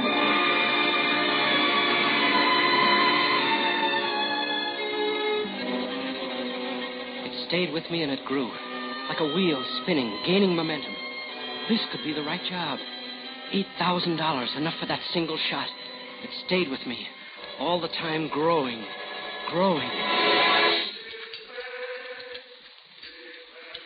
Lunch is on me, Paul, if you change your mind. No, I called you, Eddie, because I need your help. What kind of help? Well, you can arrange for me to talk to someone. Maybe. Who is it? Rocky Perea. Rocky Perea? Are you kidding? You picked yourself the right guy, all right. The cops don't even know what he looks like. They never mugged him or printed him. Yes, Eddie, that's right. You're crazy, I tell you. 1 million people want to talk to Rocky Perea, including the cops. No, Paul, I can't touch it. You can, Eddie, if you wanted to bad enough. Please, Eddie. All right. I'll see what I can do. Maybe I do know someone. And, Eddie, it's got to be soon. You know you'll be taking a chance. It better be good. It is, Eddie. Good enough to take the chance for.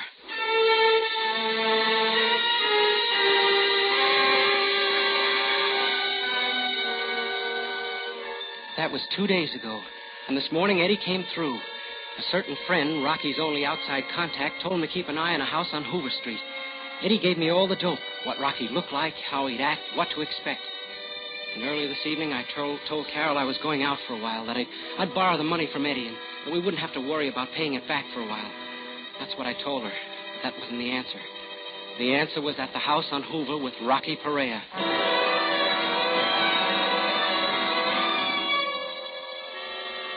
I waited there, hidden in the dark corner behind the incinerator. I kept thinking, making excuses. It wasn't up to me anymore.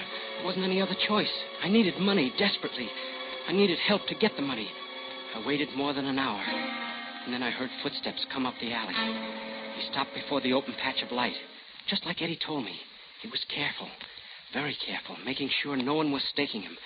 I took a deep breath and hitched my weight forward. I was going to cut across the open for the back door. I remember thinking, now, do it for Carol, for the rotten, miserable Christmas. Do it now. Rocky! He froze for a split second, and almost faster than I could see, he ducked into a shadow and spun around. The street light didn't touch him. It glinted on something metallic in his hand, and even from where I was standing, I could see he had a gun pointed at me.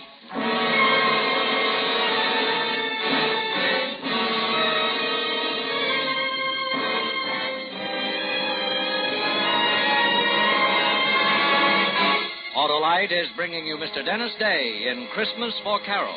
Tonight's production in radio's outstanding theater of thrills, Suspense.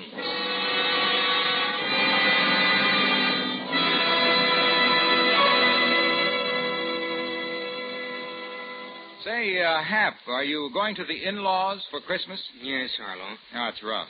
No, they're okay. Oh, I mean rough trip, unless you've replaced worn-out spark plugs with ignition-engineered Autolite spark plugs.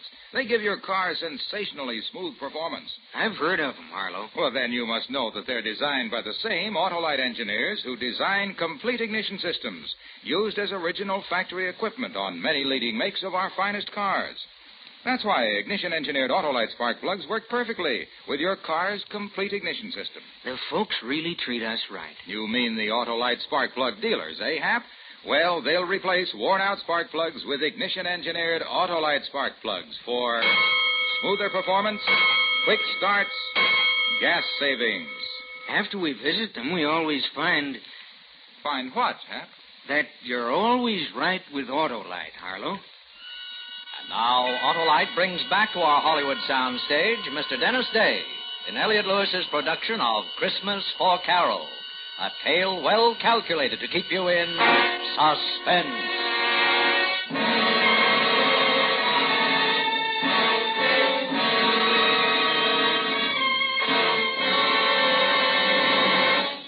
Rocky, don't shoot. It was a good thing I'd said it. His gun was aiming front and center. He crouched there looking at me, his eyes flat and hard, then his voice deep and tight and deadly. Who are you? I'm not a cop, Rocky. Come close so I can see you better. Sure, Rocky. I just want to talk to you. You call me Rocky. You been talking to anyone? I've been watching you. I know you're Rocky Perea. You've been watching me? What for? You're wanted, Rocky, and you need money. Who are you? Where'd you come from? But that doesn't matter, Rocky. This is a business deal. I figured it out very carefully. You need money, well, so do I. And I got a way to get it. Just like that, eh? And, Rocky, I'm not staying. This is a one-shot deal. A one-shot? There's no such thing. That's the way it's got to be. We do this job together and we're through. We never see each other again. I sure ain't going to go looking for you. But you won't quit. Not if it comes off easy. I'll quit, Rocky. What's in this for me? Half. $4,000. Huh. Well, kid, you ain't dumb by any means, staking me out like this. Almost smart enough to be a copper. You got guts, too. Tell me, you got a family? There's no one to stop me. I have a job that doesn't pay enough. This'll raise my salary. You want this one haul, then it's back to your job, huh? Yeah. Is it a deal? What's the job? I have a car. I'll tell you on the way. If you go for it, okay. If not, we forget the whole thing. Okay, kid. I'll listen to it. Let's go driving.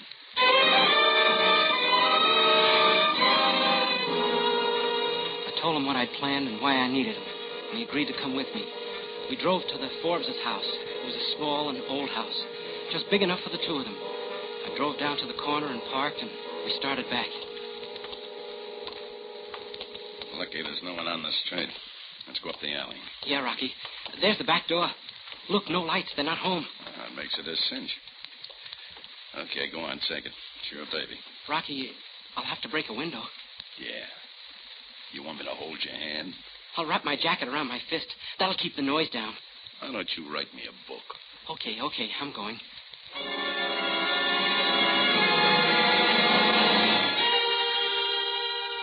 I was lucky. The side of the house was hidden from the street by a big tree.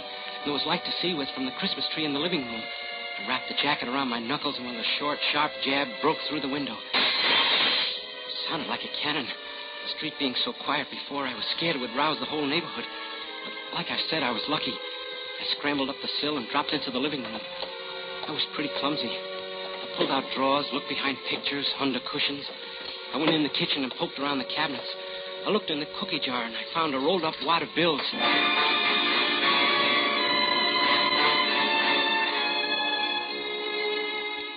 It was money, all right, but only $40. The old lady's secret treasure. I put it back and went into the living room again. Looking around, nervous, I stumbled on the Christmas tree and knocked it over. And then I remembered what the old man had said. A Christmas present for his wife. And I knew it was somewhere on that tree. There were Christmas stockings and favors and little red boots in and around the tinsel and the lighted bulbs. And I found the $8,000 hidden deep in one of the stockings. Got it, Rocky. Let me see it. It's there, Rocky. It's all there. Yeah, $8,000. I guess I'll hold it. Come on, let's go. Take it easy. We're going to stick around for a while. Stick around? What for? Well, we got some money. How do we know it's all of it? Maybe they split it and put it in two places. We'll wait here and watch when they come in. They'll zip it. It was $8,000. That's what he withdrew. You asked for this, kid. Now do as you're told. We wait. I couldn't help being scared. My first job. My first and last. A one-shot. I wanted to get away fast, run, and put it behind me. But Rocky just stood there, like he didn't have a worry in the world. Listen, kid. They're ringing for us. They're wishing us a Merry Christmas. Wait. There they are. They're unlocking the door. You know, Harvey, the Christmas services were so beautiful. Sure were. This year in particular. Harvey, look, the tree. Someone's been in here. A burglar. Burglar? Oh, my cookie jar. I've got my house money hidden there.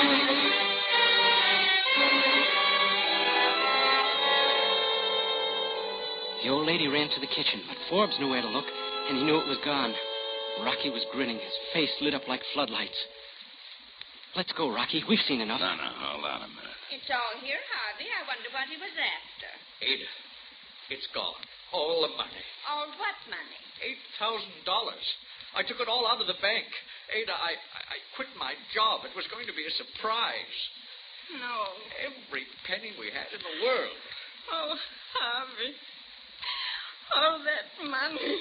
No, it'll be all right, Ada. Oh, 12 years you've worked so we could have something. Well, I can keep on working, Ada. I'll do it all over again. Oh, you can't work anymore. The doctor. Oh, what's a person to believe? You work so hard and we do without things for 12 long years. And for what? In 1 minute, some good-for-nothing hoodlum takes it all away from us.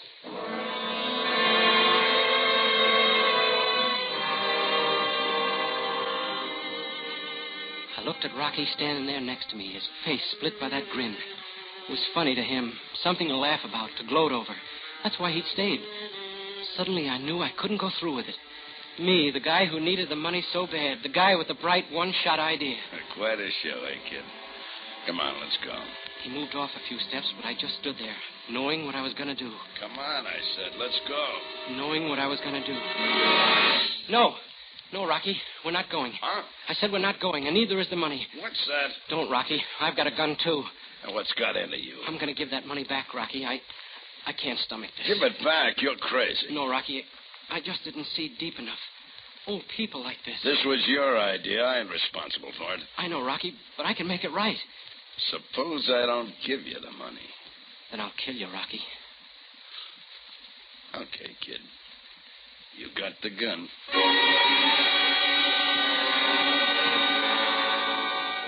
He gave me the money, all the hate showing in his eyes. I turned, started for the house.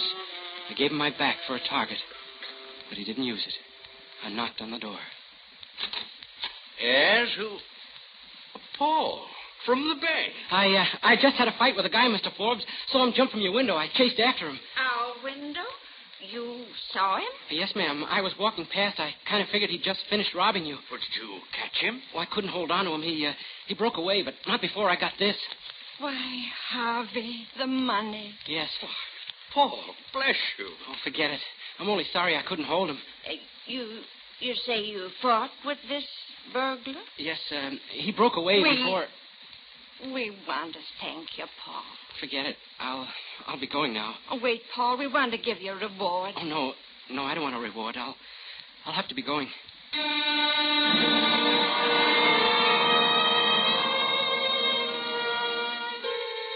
stopped there on the porch for a minute, afraid to go back to Rocky. Suddenly, terribly afraid of what he'd do to me. The old couple was still talking, loud, like old people do. Yes, it all happened so fast. I'll always wonder about that boy. What made him bring the money back? He's honest, Ada. I know him from the bank. Oh, fiddlesticks, Harvey. He didn't fight with anyone. What do you mean, Ada? Well, his clothes, by the whole story he told us, your young friend took the money in the first place. Ada, I believe you're right. Of course I'm right. Now, what on earth made him change his mind like that? It's Christmas, Ada. Merry Christmas.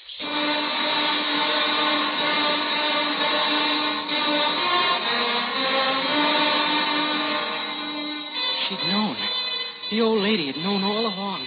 And it didn't make any difference. Why, she'd even offered to give me a reward. Suddenly I felt something strange, like being clean inside. Like being able to see something that wasn't there before. And the tightness, the fear eased a little. Now, let's go, kid. The car. Rocky. You did what you wanted. You just forgot that half of that money was mine. Now move.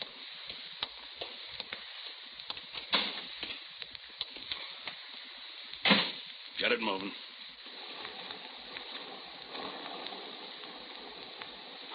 What was it you said?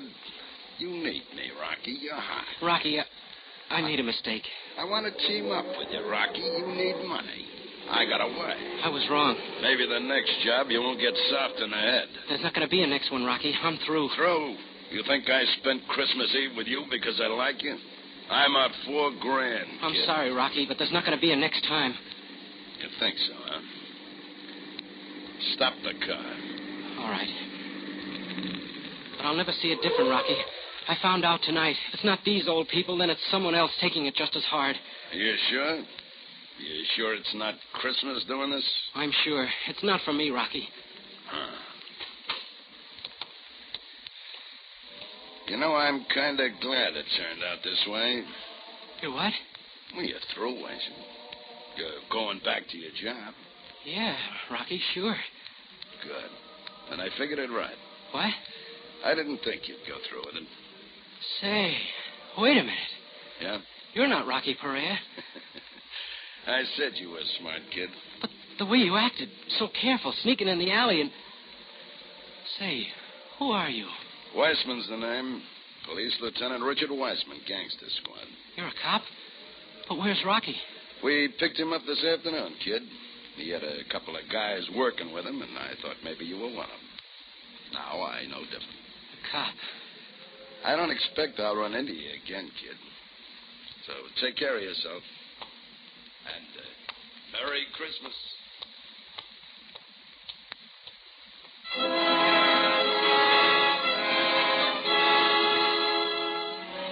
Lucky.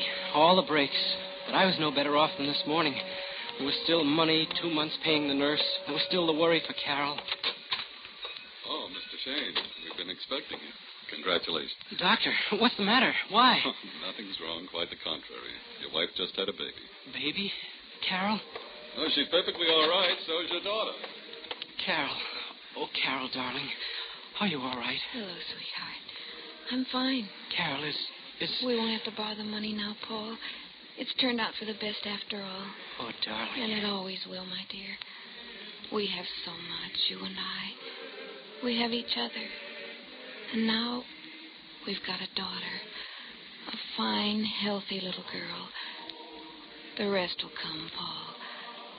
Let's live the day we have. Your little girl's over there, Paul.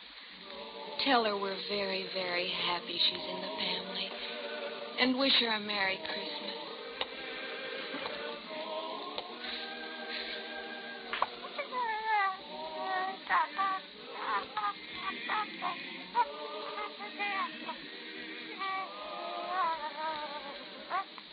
The first Noel, the angel did say, was to certain poor shepherds in fields as they lay, in fields where they lay keeping their sheep on a cold winter's night that was so deep.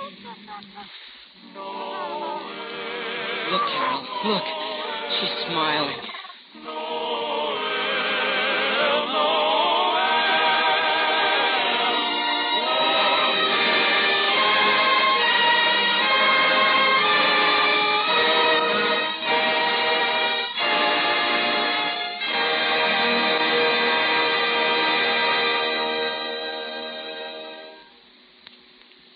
Suspense, presented by Autolite. Tonight's star, Mr. Dennis Day. Santa visits girls and boys after they've been good, but Autolite keeps cars and trucks performing as they should. Right you are, Hap, because Autolite makes more than 400 products for cars, trucks, planes, and boats in 28 plants coast to coast. These include complete electrical systems used as original equipment on many leading makes of America's finest cars. Electric windshield wipers, starting motors, voltage regulators, coils, distributors, wire and cable, generators. All engineered to fit together perfectly, work together perfectly because they're a perfect team. So, friends, don't accept electrical parts supposed to be as good. Ask for and insist on original factory parts at your neighborhood service station, car dealer, garage, or repair shop. And because all Autolite parts are original factory parts, you can be sure you're right. Because you're always right with Autolite.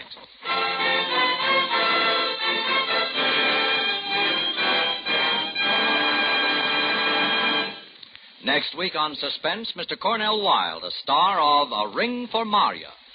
And in weeks to come, you will hear such famous stars as Mickey Rooney, Ginger Rogers, Eve Arden, and Ezio Pinza, all appearing in tales well calculated to keep you in suspense.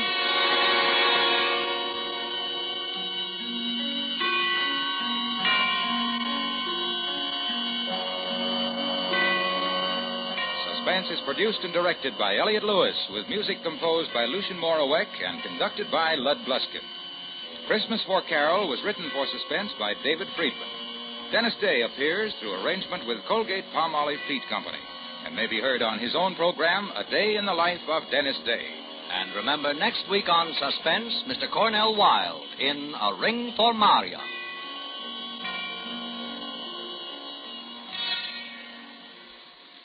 This is Harlow Wilcox again. On behalf of Autolite, its 96,000 dealers, and the cast of Suspense, I extend to all of our listeners best wishes for a Merry Christmas. Good night. This is CBS, the Columbia Broadcasting System.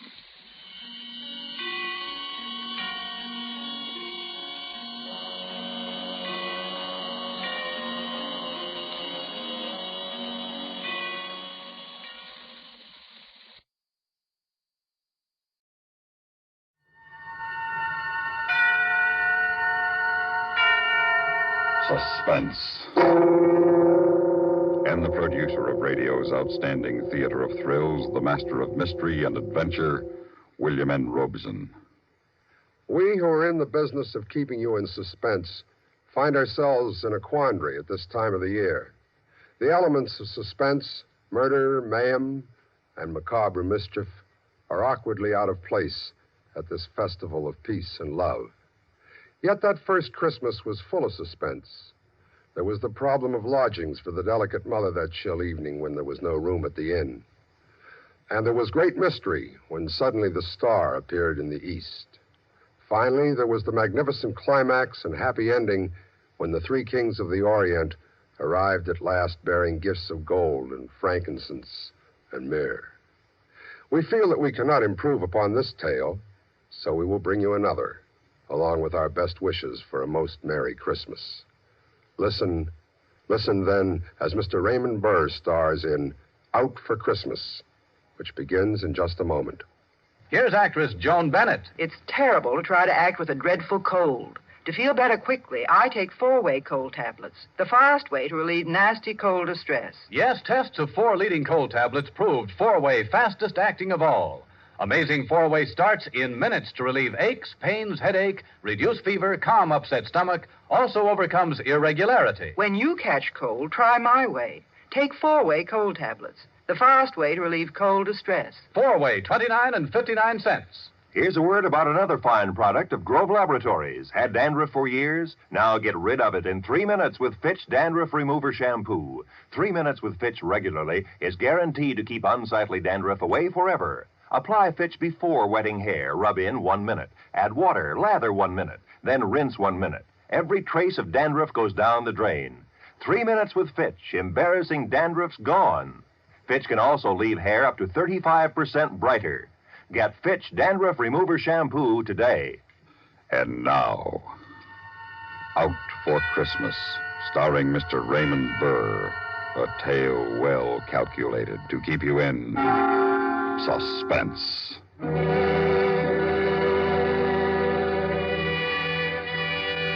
hadn't figured on being out for Christmas, but my prison record paid off. Takes a lot of good behavior to knock time off and an armed robbery and assault rap, but I was a good boy, model prisoner. Took everything they threw at me with a... well, not exactly with a smile. I don't smile much. But I took it without griping. So I'm out for Christmas. And Christmas is as good a time as any for what I gotta do. The town looked cruddy. The got phony tin Christmas trees in the lampposts along the main drag and colored lights all over the joint, and Christmas carols screeching at you from loudspeakers everywhere.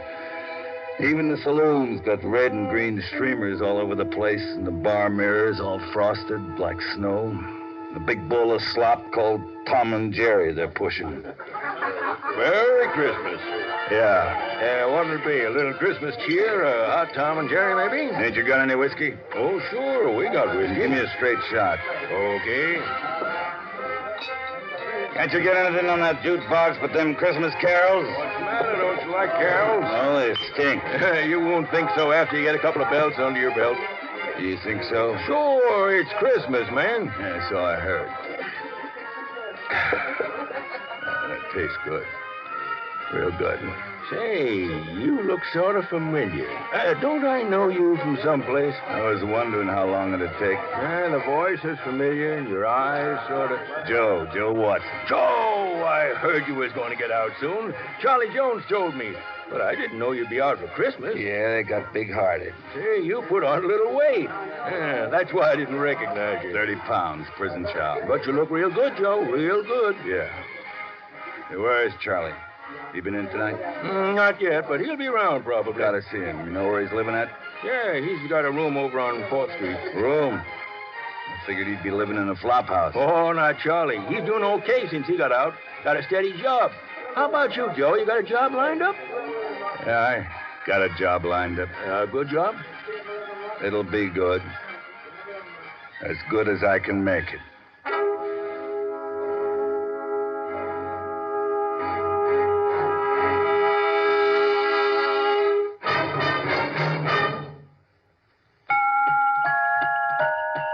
Has the last-minute shopping really got you down? Are you dashing and prancing all over the town?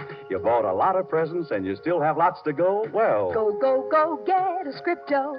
You don't have to know a size. You don't worry about the fit. A new Scripto pen or pencil always makes a hit.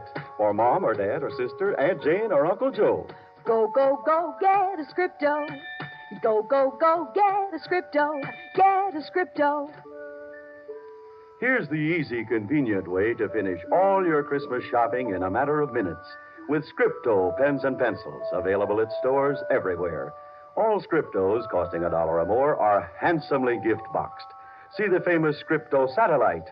The Satellite outwrites any other pen you've ever used. Costs only $1.95. Enjoy one-stop gift shopping. Go, get a Scripto. Give a Scripto. Scripto. And now, starring Mr. Raymond Burr, Act 2 of Out for Christmas.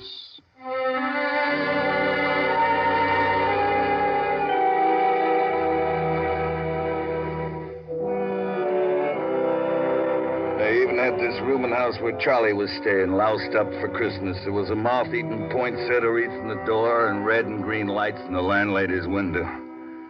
Charlie's room was on the 4th floor at the back. Joe! Yeah. Oh, so they let you out for Christmas. Yeah. Well, come on in. Gee, it's good to see you, Joe. Good to see you, Charlie. Say, what you got there? Oh, that's an electric train. Just a minute, I'll turn it off. Electric train, what for? Oh, my sister's kid. That's all he talks about for Christmas, an electric train. So I got him one at a discount at the place where I work, but I wanted to see if it works okay. You know how it is. Yeah. So what's the idea of the Christmas tree? Well, living by myself and all, I thought I'd have my own tree. It's just a little one. You lost your marbles? Well, it's Christmas, Joe. The guys in cell block 4 ought to see you now playing with electric trains into your own Christmas tree. And I bet they'd like to be doing the same thing. Not me. Did you check up on Malloy like I asked you to? Yeah? Yes, he's still on the police force. Good. You got a gun? No, I don't have no use for guns anymore. Know where I can get one? Well, sure, I guess I could locate one. Well, I told you to. In my last letter, I told you. Get a gun for me, I said. I know, Joe, but look, pal, I thought that... Well, I hope maybe you'd change your mind. Charlie, from the day he testified against me, I swore I'd get him. His testimony did it, you know. That's what convicted me.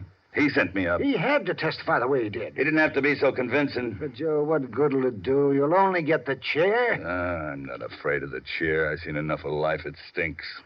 I ain't in love with it. I'd just as soon leave it so long as I take that rat with me. But it ain't only him, Joe. What do you mean? He's married now. You kidding? What kind of a dizzy broad would want him? You ain't gonna like this, Joe. Ain't gonna like what? The dizzy broad that married him is Lucille. Lucille? My Lucille. That's right. I'm sorry, Joe. Funny. It's real funny. She wrote me. She couldn't wait for me no longer. You remember when I got the letter. I remember. But she didn't say who it was. She never answered my letters after that. Oh, that lousy double cross. Well, you went up for 10 to 20, Joe. Yeah. I guess she never counted on me making it an 8 and time off for good behavior. But 8 years is a long time for a young girl to wait, Joe. Mike Malloy's a fine guy to throw me over for. Well, makes it dandy. Double dandy. It'll be a pleasure to kill them both. Oh, how can you talk that way, Joe? It's Christmas. Christmas is for people who don't know no better. Kids and idiots. Oh, Joe, listen to me now. Forget all about Malloy and Lucille. You got a chance to make a new life for yourself, like I'm doing. I can get you a job where I'm working. I'm sure I can. What are you doing? I'm Santa Claus in the toy department at Brighton's department store. Ain't no future in that. You're going to be out of work day after tomorrow. No, I'm not. They promised to keep me on. Doing what? Minding the reindeer? Well, Mr. Brighton believes in giving guys like us a chance. Now, that's why I'm sure that you can get a job there. You come down tomorrow and talk to him. I'll talk to him after Christmas. Hey, good. Oh, say, how about coming over to my sister's house for Christmas dinner day after tomorrow? Yeah, I might even do that. Good. You see, Joe, there ain't no sense in carrying around hatred in your heart, especially at Christmas time. So let Malloy and Lucille have their Christmas in peace. Oh, they'll have their Christmas all right. Their last Christmas. But then it'll be your last one, too. I just got to figure different. Never mind the gun. I'll get my own gun tomorrow. But there is one thing I want from you. What's that, Joe? Tomorrow night, I want to borrow your Santa Claus suit.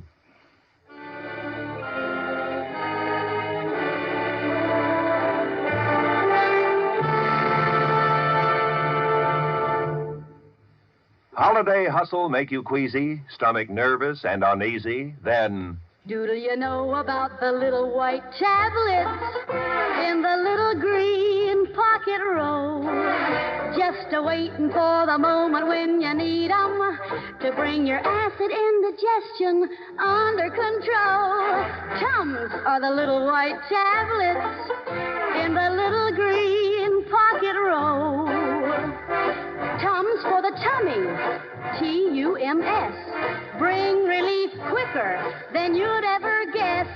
Best for any kind of acid distress. Keep 'em handy in the pocket roll. Keep your tummy under Tums control. yes, during the busy, bustling season, get quick relief from annoying acid indigestion. Always carry Tums, 10 cents. 3-roll pack, a quarter. Or get the new 6-roll pack with free metal carrier, 49 cents. And now, starring Mr. Raymond Burr, Act 3 of Out for Christmas.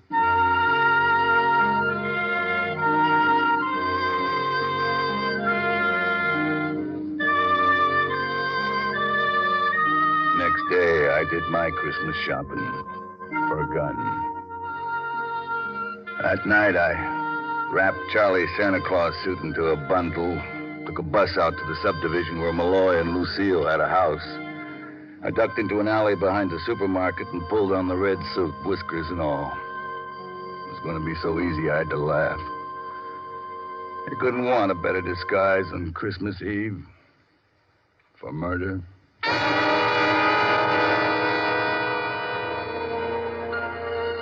I didn't have any trouble finding the house, a little box of a house like all the others in the street and decorated with colored lights like all the others. Nobody saw me. even if they had. Who has a better right than Santa Claus to be on the streets Christmas Eve? The gun felt cold in my pocket as I closed my fist around it and pushed the bell. Even it was wired for Christmas. Yes? Merry Christmas. Why, it's Santa Claus. Aren't you going to ask me in? Well, my husband isn't home yet. That's all right. I'll come in and wait for him. I don't understand.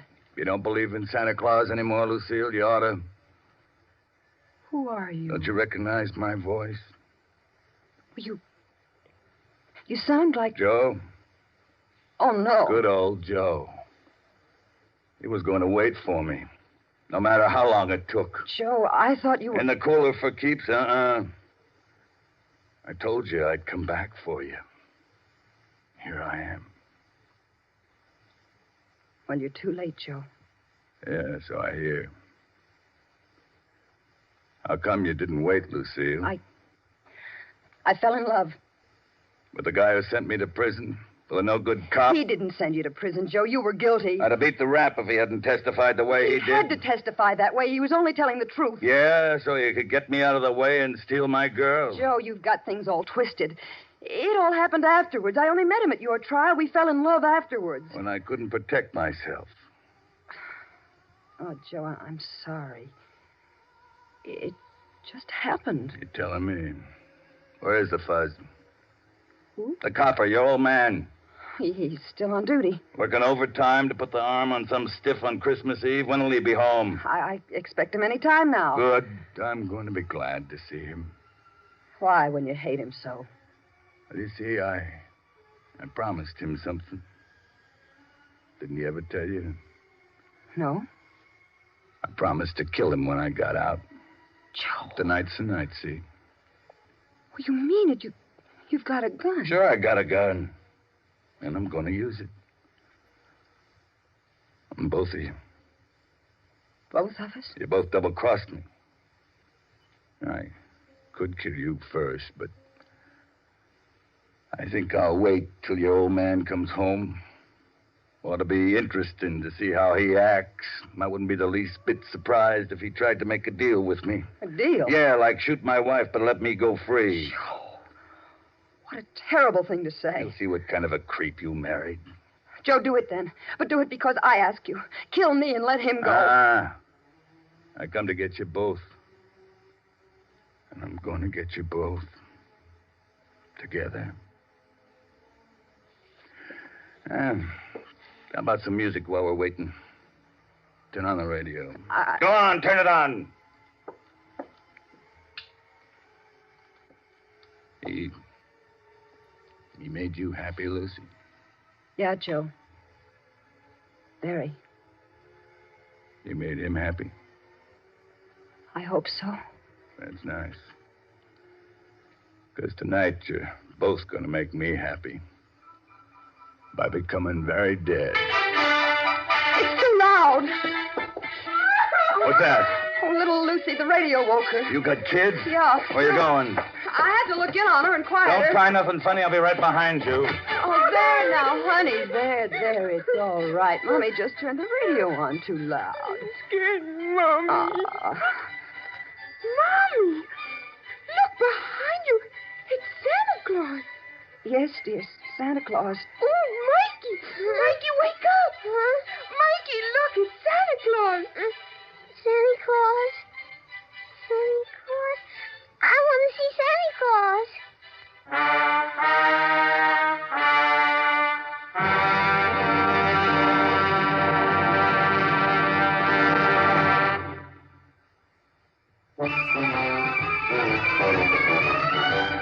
Of all leading filters, cigarettes, Kent Filter's best. Kent Filter's best. It makes good sense when you smoke Kent.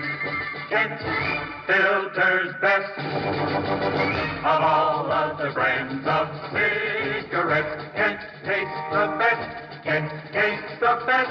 A richer taste than all the rest. Kent Filter's best.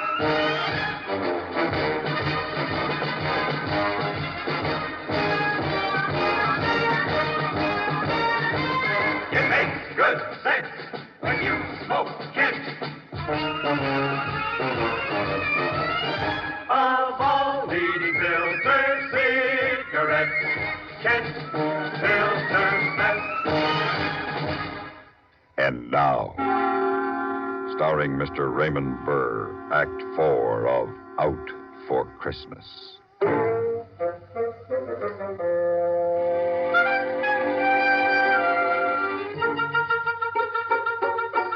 Just had time to jam the gun back into my pocket before those two kids were wide awake and all over me, grabbing at my red suit, pulling at my phony whiskers, pushing me into a chair. Did you bring me a present, Santa Claus, did you? Oh, your reindeer, Santa. Sit down, Mike. You don't want to sit on his lap. You get rid of these chicks. Where's my present, Santa? Well, what did you do with the reindeers? What did you do with the reindeers? Well, they're parked outside, Mikey, on the roof. Did you come down the chimney? Oh, yeah, sure. Why aren't your clothes dirty? Didn't the fire burn you? Well, no, you see, it's an asbestos suit. Now, listen, you kids ought to go back to bed. Oh, no, Santa, please, we want our presents. I want to see the reindeer. See, you got to get them off me. They're so excited, Joe. They've never entertained Santa Claus before. I ain't no Santa Claus. To them, you are. Yeah. Santa Claus? What? I want to kiss you. Me too. All right, you kids. Now, listen to me. Yes, Santa Claus, I'm listening. Me too. You gotta go back to bed now. Well, I want my presents. Me too. You'll get your presents in the morning when you wake up. They'll be under the tree. You promise? I promise. Now, you run off to bed. On account, I gotta get going. Now, you wouldn't want the other boys and girls to miss their presents because I've been goofing off with you, would you? Oh, no, that wouldn't be fair. All right, then. Off to bed you go. All right. Come on, Mikey. Merry Christmas, Santa Claus. Me too. Yeah. Merry Christmas, kids. And good night. Good night. Come on, Mikey. Oh, Joe. They'll never forget that. Yeah, well, I... Merry Christmas, honey. I'm sorry I'm late. Hey, what's this? It's Joe Watson, Mike. Joe Watson?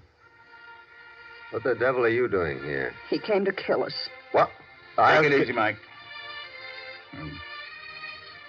Here's my gun.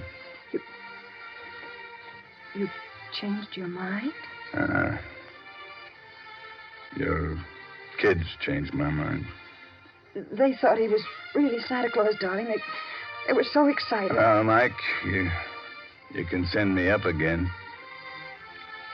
Better to go back for parole violation, I guess, than for murder. Well, wait a minute. We got to have a complaining witness. You want to make a complaint, Lucille? No, Mike. I want to thank Joe for giving the kids the best Christmas of their lives. Well, I haven't any complaint then. Merry Christmas, Joe. I still say Christmas is for people who don't know no better. Like kids and idiots. Yeah. Merry Christmas.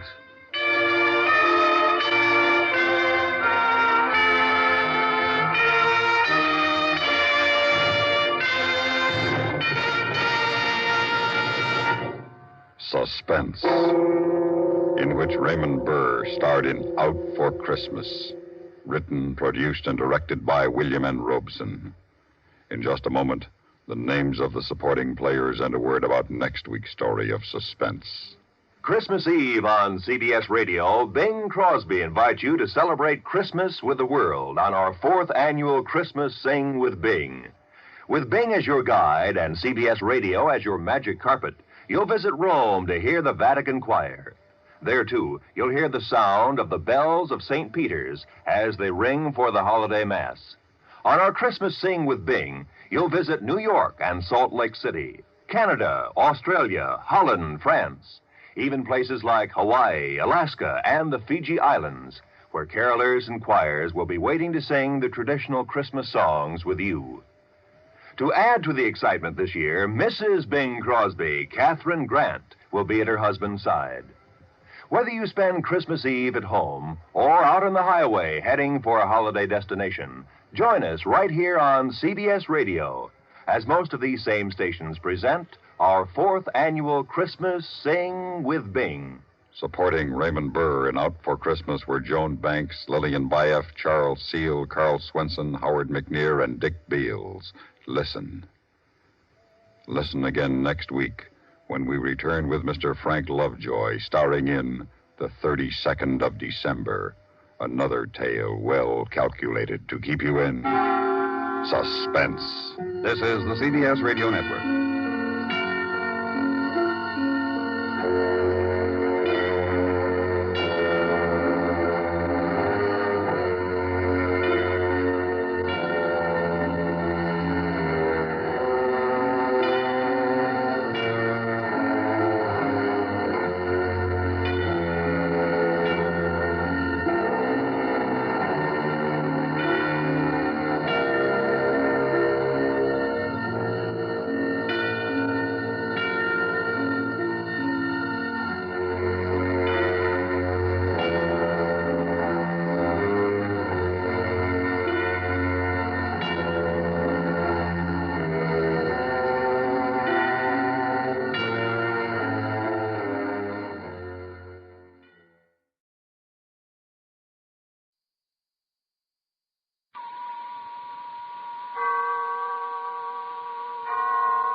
Autolite and its 98,000 dealers present Suspense.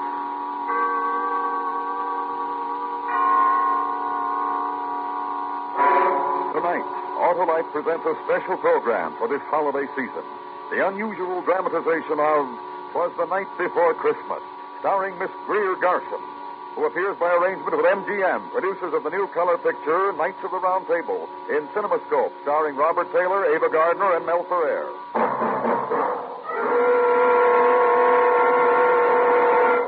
Good evening. This is Harlow Wilcox speaking for Autolite.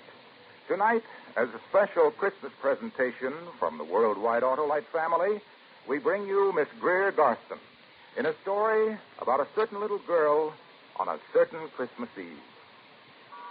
And now, Autolite presents transcribed Twas the Night Before Christmas, hoping once again to keep you in suspense.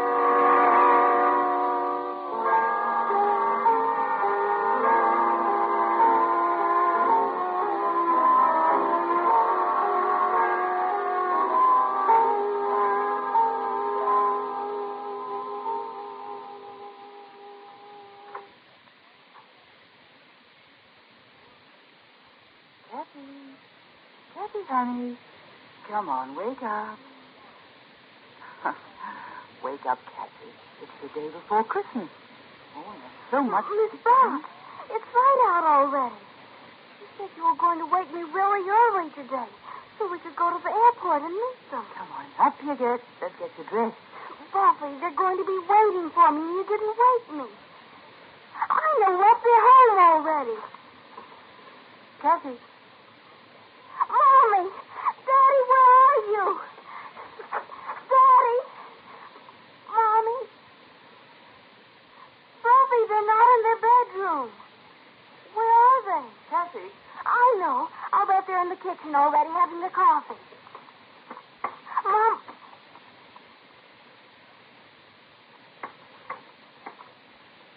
Miss Buff, they're not home. I know, honey. The clock in the kitchen said 8:30. Kathy, here, put this on, dear. You told me you wanted to wear this dress today. That's why I ironed it for you. Miss Buff. Yes, dear? Why aren't they here? Oh, they'll be here.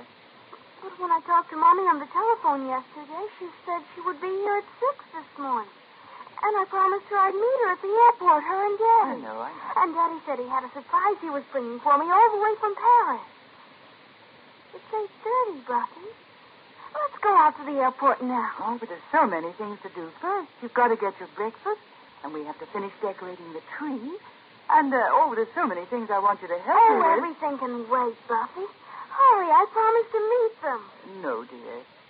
Why not, Buff? Well, I think we'll wait for them here. Kathy, Yes? you remember what you promised your Mommy and Dad? That you'd do everything I asked you while they were away. Yes. Then you'll wait for me. All right, Buffy.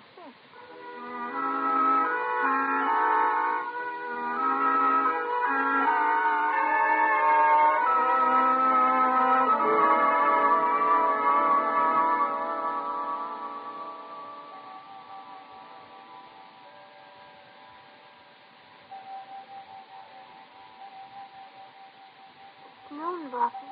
I know.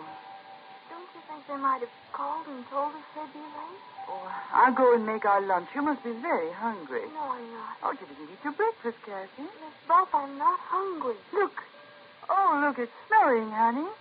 We'll have a nice warm lunch, and then we'll go out for a long walk. You should have called. I'll tell you what, Kathy. We'll take our walk first. We'll see the shops. We'll visit. We'll go and see Johnny and your aunt and uncle. Maybe if it snows hard enough, we can all build a snowman. Wouldn't you like that? Yes, that would be fun. Well, go get your coat and hat and galoshes here. All right. And when we come back, Mommy and Daddy will be home. Well, you go and get your things now. Oh, I'll get it, Buffy. Mommy. Oh, who's this, Daddy? You sound... Oh, from a newspaper. I see. It's a man, Buff. He says he wants to talk to an older person. Here. Hello? Yes, this is the Harper residence. I'm the housekeeper. Well, just a moment, please. Kathy. Who is it? Someone wants to talk to me, honey. Will you go get your things? No. Who are you talking to, Buffy? Never mind, dear. Go and get your things. No. No, I won't. Hello? I see. Yes, I saw the papers. Yes, that was the daughter. Yes, the only child. No, she doesn't. No, I wish you wouldn't. Please, don't, here. No. Who was it? Oh, just a man, honey. He was from the newspaper. Why? What did he want? Nothing. He asked about me, didn't he? Why? Honestly, honey, it was nothing. It was about Mommy and Daddy. Oh, wasn't anything important. Well, Yes, dear? I don't know.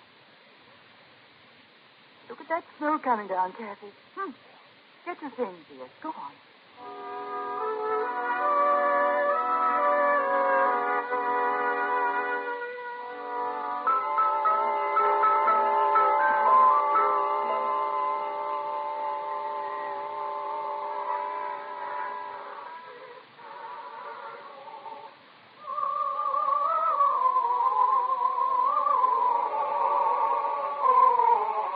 Don't they sing beautifully, Kathy?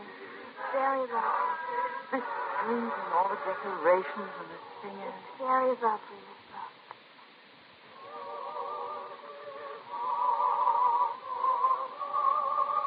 Honey, here, give this to the man. Oh, thank you. Thank you, Mr. Let's go home now. In a little while, don't you remember? We were going visiting, too. Mommy and Daddy are probably home right now waiting for me. Wondering where I am. And we'll build a snowman together, like I said. Come on, honey.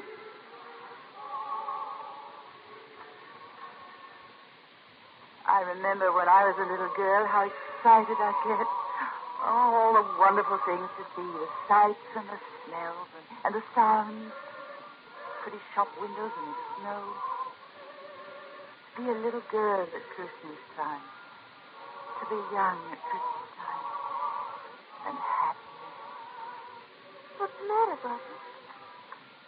Oh, Kathy. Buffy. Let me hold you. Oh, Kathy, darling. Buffy, you're crying. I'm just silly, I guess. Why, look, there's Santa Claus watching us. Let's say hello to him. You were crying. Hello, Santa. Merry Christmas. Oh, Merry Christmas, little girl. Merry Christmas. Why, you're a pretty little girl. What's your name? Kathy. Oh, that's a nice name for a nice little girl like you. Thank you. And I can tell you've been a good little girl. I saw the way your mommy was holding you. She's Miss Buff. My mommy's away. Daddy, too. We're taking a walk to make them come home. Oh, and where are they? I don't know. I don't know.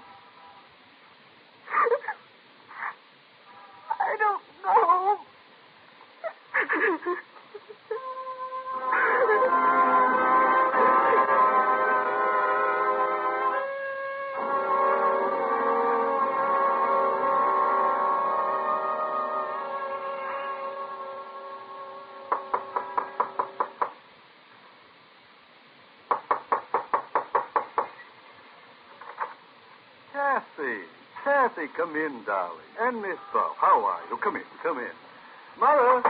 Mother, guess who's here? Why, Kathy and Miss Buff. Hello, Aunt. Hello, Mrs. Keenan. Take your things off. We've got a big fire in the living room. And wait till you see our Christmas tree, Kathy. I'm sure it's very beautiful. I'll bet Kathy came to see her cousin Johnny, didn't she? Yes, I did, Uncle Ted. I would like to see him very much. Do you know what that boy of mine did, Miss Buff? No. He found the train. Oh, he did? After I took so much trouble to hide them out in the garage, he found them. So, of course, I had to set them up for him. Well, it's the day before Christmas. He's in his room now, Kathy. Yes, I would like to play with the train. Of course you would. Jolly! I can't come now, Daddy. I'm busy. Kathy's here. Hey, come on out and play with my trains, Kathy. You ought to see. I got them all hitched up now. Go on, Kathy. All right. I've been on the phone since 7 this morning, Miss Boston. There just isn't any word at all about the plane. Look! A man from the newspaper called the house. I told him to stay away. Does the child know? I think she does. What did you tell her? Nothing. How do you tell a child? Look at it go! What I can't understand is why no word at all. The plane took off from Paris on time, and there was radio contact over island from what I could find out. But since then, nothing. You'd better tell her, John. Tell me what? Well, there was a storm over the ocean. Pretty bad storm. They said... It's Buff. Yes, darling. I just figured out something. It's about Mommy and Daddy. Kathy. They're not coming home. They're not ever coming home.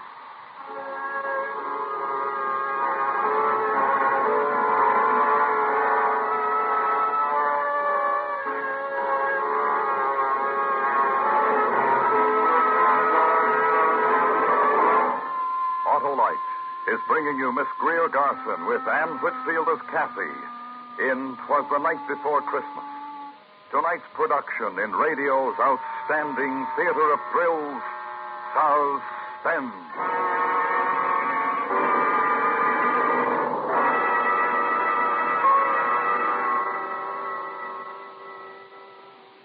This is Harlow Wilcox again with a message from Mr. Royce G. Martin, President and Chairman of the Electric Autolite Company. It is presented in the name of the Autolite family, which includes some 30,000 Autolite men and women and their families, 18,000 people who have invested a portion of their savings in Autolite, as well as 98,000 dealers and the greatest names in the industry who use Autolite products as original equipment. This is the message from Mr. Martin. In our America, we are especially blessed this Christmas with a free country. We are surrounded with freedom-loving people who appreciate the word Christmas. We are grateful for what this day means to all of us and for what it meant to our great forefathers. We will never forget the one whose holy birthday we are about to celebrate. We thank him for the word freedom and the happiness that he has given us. We of the Autolite family wish you and yours a very Merry Christmas and a new year filled with health and happiness.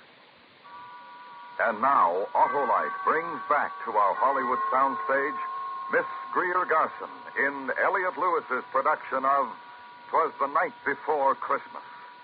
A tale well calculated to keep you in suspense.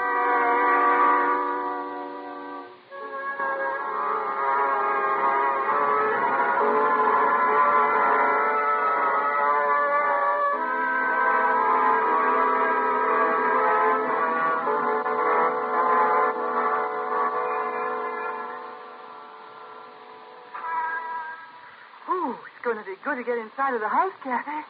Oh, look at you. You look almost like the snowman you and Johnny built. Here, let me brush you off a bit before we go inside.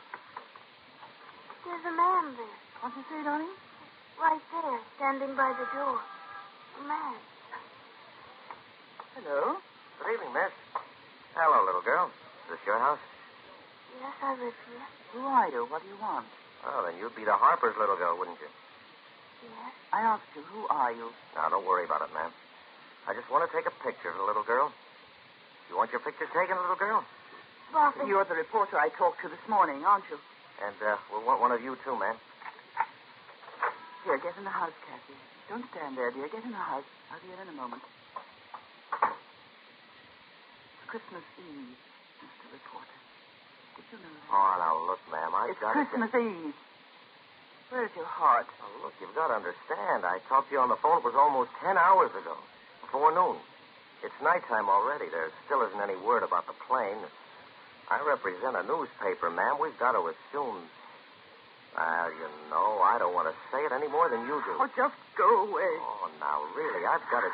Were you ever lonely on Christmas Eve? Alone in a house that's empty?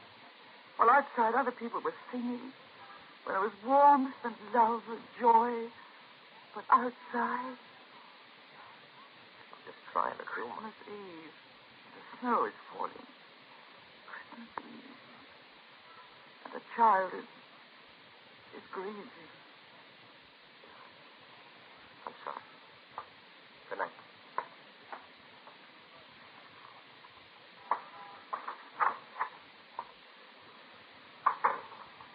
Kathy, I'm in the living room, Buffy. I just had a wonderful thought. Yes? Let's have a secret.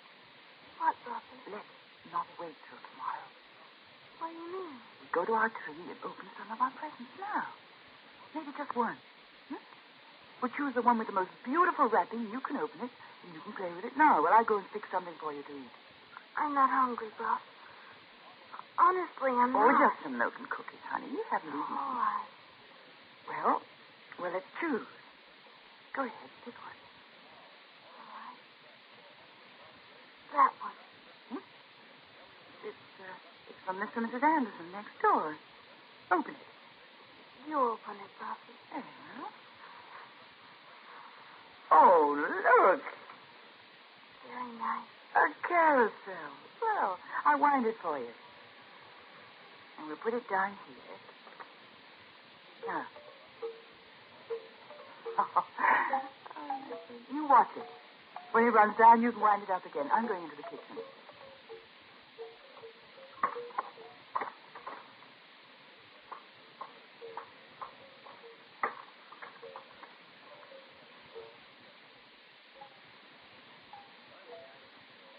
Kathy, here's your...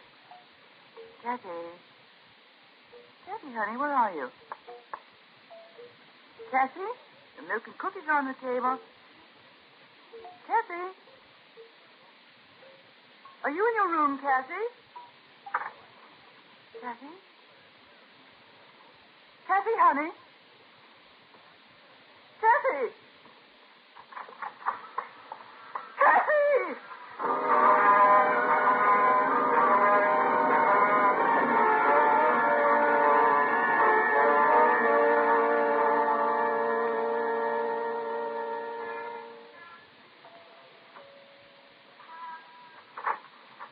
Why, Miss Burr. Mr. Anderson, is Kathy here? Well, no. Would you mind asking Mrs. Anderson if Kathy's here? Maybe she came in through the back way. Well, Mrs. Anderson and I have been sitting in the living room for the last hour. Well, what's the matter, Miss Burr? Kathy ran out of the house. Oh, poor child. I can imagine how she must feel. I thought she might have come over here next door. She just ran out of the house. I don't know where she is. Oh, a child like that, and what happened to her today? Wait, I'll get my coat, Miss Buff. I'll come with you.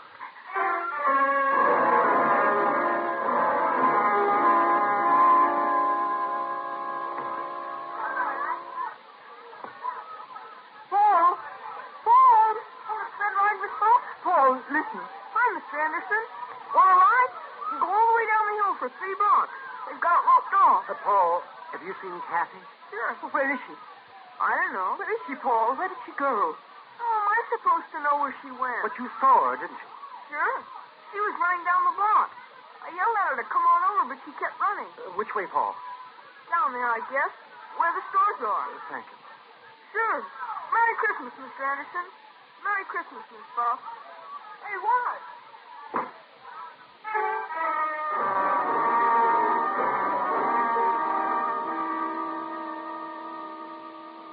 She hasn't been in my store, Miss Buff, and I'm the only one on the block who's open. Last-minute Christmas rush, you know. Thank you, Mr. Rucker. Say, now, that kid and what happened to that plane today, I'd sure let the police know she was missing. I think he's right, Miss Buff. Call them, please. Call them. Oh, use this phone, Mr. Anderson. Thank you.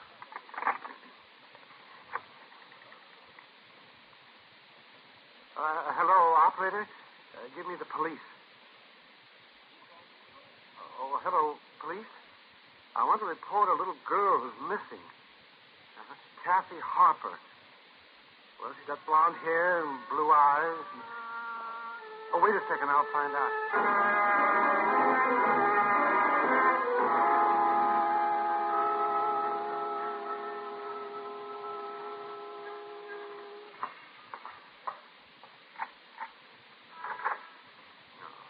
Go in the house, Miss Buff. I'm sure they'll find her. It's 10 o'clock. They've been looking for 3 hours. Oh, they have ways. They'll find her. We waited in that station house. All the policemen who phoned in. None of them. Well, you just go in the house. I'll send Mrs. Anderson. No, really. I'd rather you wouldn't. Well. Good night, Mr. Anderson.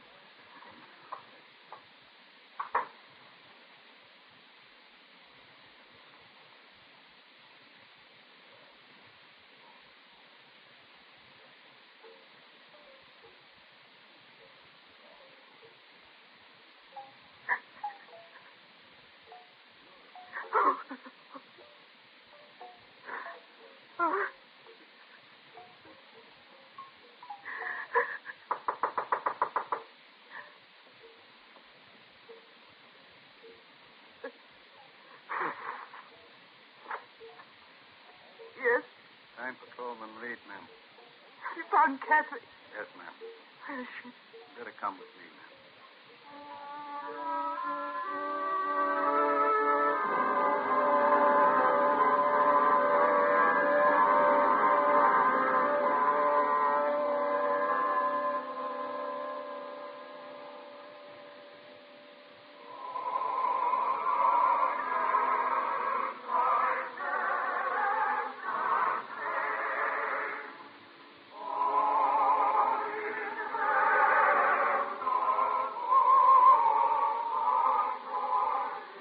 There she is, ma'am.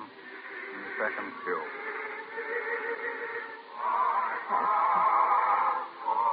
Oh, Kathy, child.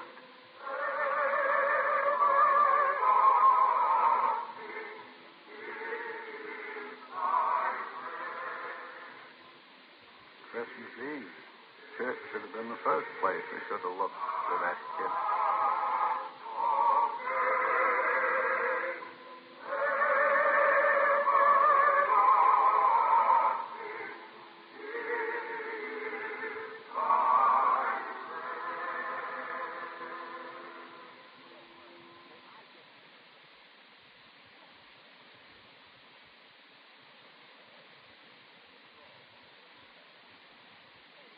Kathy.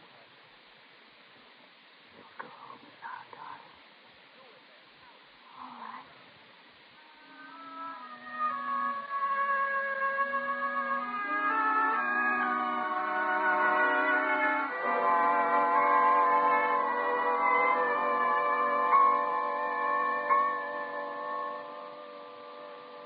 There we are.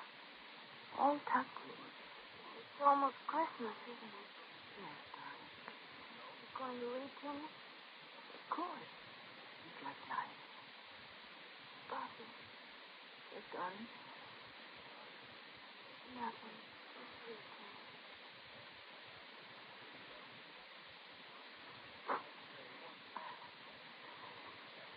It was the night before Christmas, and all through the house, not a creature was there. Not even a mouse. The stockings were hung by the chimney with care, in hopes that St. Nicholas soon would be there. The children were nestled all snug in the while visions of sugar plums danced in her head. And Mamma in her kerchief and I in my cap. I just settled down for a long winter's nap. And out on the lawn there arose such a clatter. I sprang from my bed to see what was the matter. Way to the window I flew like a flash, tore open the shutters and threw open the sash. The moon on the breast of the new fallen snow gave a luster of midday to objects below. When what to my wondering eyes should appear but a miniature sleigh and 8 tiny reindeer with a little old driver, so lively and quick, I knew in a moment it must be St. Nick. More rapid than eagles his coursers they came, and whistled and shouted, and called them by name. Now Dasher, now Dancer, now Prancer and Vixen, on Comet, on Cupid, on Donder and Blitzen, to the tops of the porch, to the top of the wall. Now dash away, dash away, dash away all.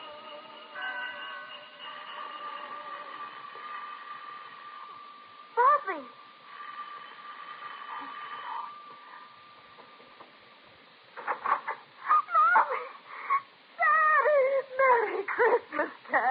Cassie, baby. Hey, it's Christmas. We don't cry on Christmas. I saw. Oh, baby. Hey, how about a big hug for me? Oh, Daddy. That's my girl. Where's Miss Buff? I was in bed. She was reading to me. Bed's the place for you. Come on now, Carrie. Bob, it's Mommy. It's Daddy. I know, darling, I know. Hello, Buffy. Merry Christmas. Merry Christmas, Bob. We had to make an emergency landing. I know from the small field communications we got that storm. Yes. Let's not talk about it anymore now. Buffy was reading me a wonderful thing about the night before Christmas. Here. I'll put you in bed, Kathy.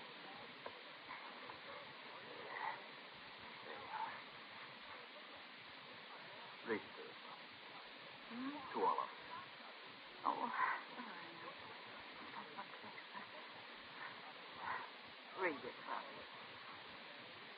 As dry leaves that before the wild hurricane fly in meet with an obstacle, mount to the sky. So up the housetop the coursers they flew with a sleigh full of toys. And St. Nicholas, too. And then in a twinkle, I heard on the roof the prancing and pawing of each little hoof. As I rolled my head and was turning around, down the chimney, St. Nicholas came with a bound. He was dressed all in fur from his head to his foot, and his clothes were all tarnished with ashes and soot. A bundle of toys he had flung on his back, and looked like a peddler just opening his pack. His eyes, how they twinkled. His dimples, how merry. His cheeks were like roses, his nose like a cherry. His droll little mouth was drawn up like a bow, and the beard on his chin was as white as the snow. The stump of a pipe he held tight in his teeth, and the smoke it encircled his head like a wreath. He had a broad face and a little round belly that shook when he laughed like a bowl full of jelly. He was chubby and plump, a right jolly old elf, and I laughed when I saw him in spite of myself. A wink of his eye and a twist of his head soon gave me to know I had nothing to dread. He spoke not a word, but went straight to his work and filled all the stockings. He turned with a jerk and laying his finger aside of his nose, and giving a nod up the chimney he rose. He sprang to his sleigh, to his team gave a whistle, and away they all flew like the down on a thistle.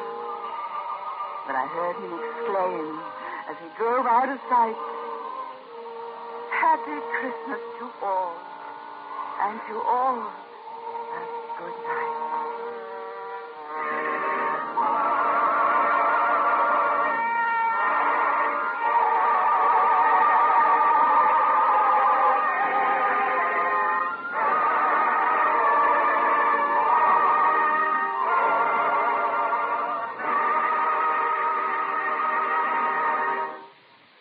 ladies and gentlemen, you have just heard Miss Greer Garson in a dramatization of Twas the Night Before Christmas. Tonight's production in Autolite, Suspense. Miss Garson will return in just a moment. Next week on Suspense, our star will be Mr. James Mason, who, as Lord Essex, plots to capture Elizabeth's throne. It's called The Queen's Ring. Suspense is transcribed and directed by Elliot Lewis, with music composed by Lucien Morawick and conducted by Lud Gluskin. Chorus was under the direction of Roger Wagner. 'Twas the Night Before Christmas was written for Suspense by Morton Fine and David Friedkin. In tonight's story, Anne Whitfield was heard as Kathy. Featured in the cast were Harry Bartell, Irene Tedrow, Mary Lansing, Charles Calvert, Howard McNear, Herb Butterfield, Johnny McGovern, Sidney Miller, Joseph Kearns, and John Ramsey Hill. And here once again is our lovely star, Miss Garson. Harlow, thank you very much. And thank you, Anne Whitfield. While I have these few moments, may I join the Autolite family in sending holiday greetings to our friends everywhere. Merry Christmas, Harlow. Merry Christmas, Greer. A Merry Christmas to all. And to all, a good night. This is the CBS Radio Network.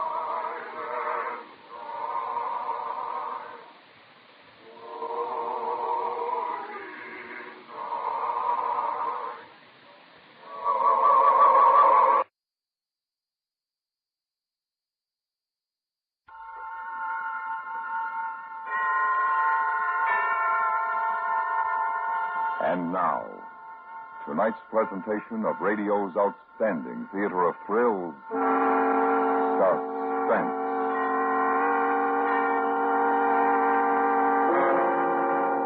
Tonight, we bring you a story of Christmas shopping and a present that went astray. We call it A Present for Benny. So now, starring Jack Kruschen, here is tonight's suspense play, A Present for Benny.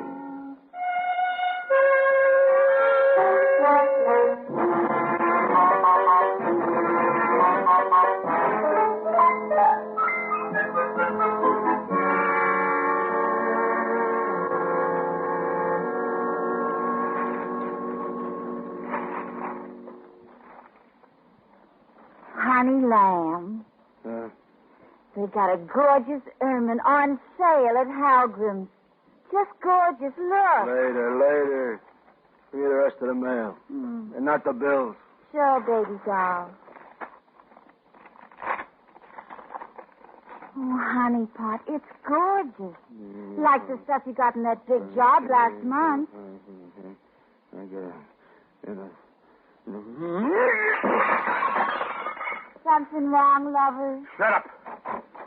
You call me, boss? Who called you?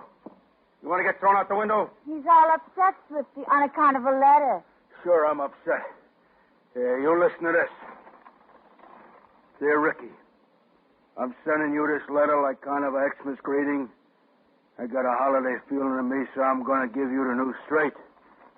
Me and my boys is the ones who hijacked that load of furs from you last month. Because you were a dirty, no-good fake, I'm stating to you that there ain't no room for the two of us in this town. So me and the boys is moving you out. You were a big chiseler, and if you don't drop dead when you read this, me and the boys will pump you full of lead next time we see you. Yours truly, and a Merry Xmas, Machine Gun Benny. He's a dirty rat. Baby, honey, you could give it to me for Christmas. It's only 2 G's, and it's just gorgeous. Look, will you shut your trap? I got enough trouble. Boss, what are you going to do? What do you think? What do you think? Go call the boys. Sure. No. Wait a minute. We got to do this careful. We don't want no open war, you know what I mean? Yeah, I know what you mean, boss.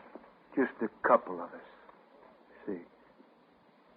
2 good heads, and you and me. Yeah, that's the best. Yeah, sure, that's the best. Uh-huh. Artie the Grunt. Yeah, Artie. And No-Nose Firebush. That's it, just them. Artie the Grunt and No-Nose Firebush. Okay, Rick. That small-time thing. Sure, there's room for only one of us, and he's going to find out which one it is. You tell him, honey lamb. Didn't I tell you to make me a drink? No. You calling me a liar? Honey lamb, I ain't calling you a liar. You never told me to make you a drink, did he, Swifty? I told you to make me a drink a minute ago. I got ears. You never I'm told telling me. you again, go make me a drink. Okay. Big thing. Giving orders like a general or something. And don't get so smart. Dumb dame. Okay, Swifty. So get the boys over here. We got to have us a conference.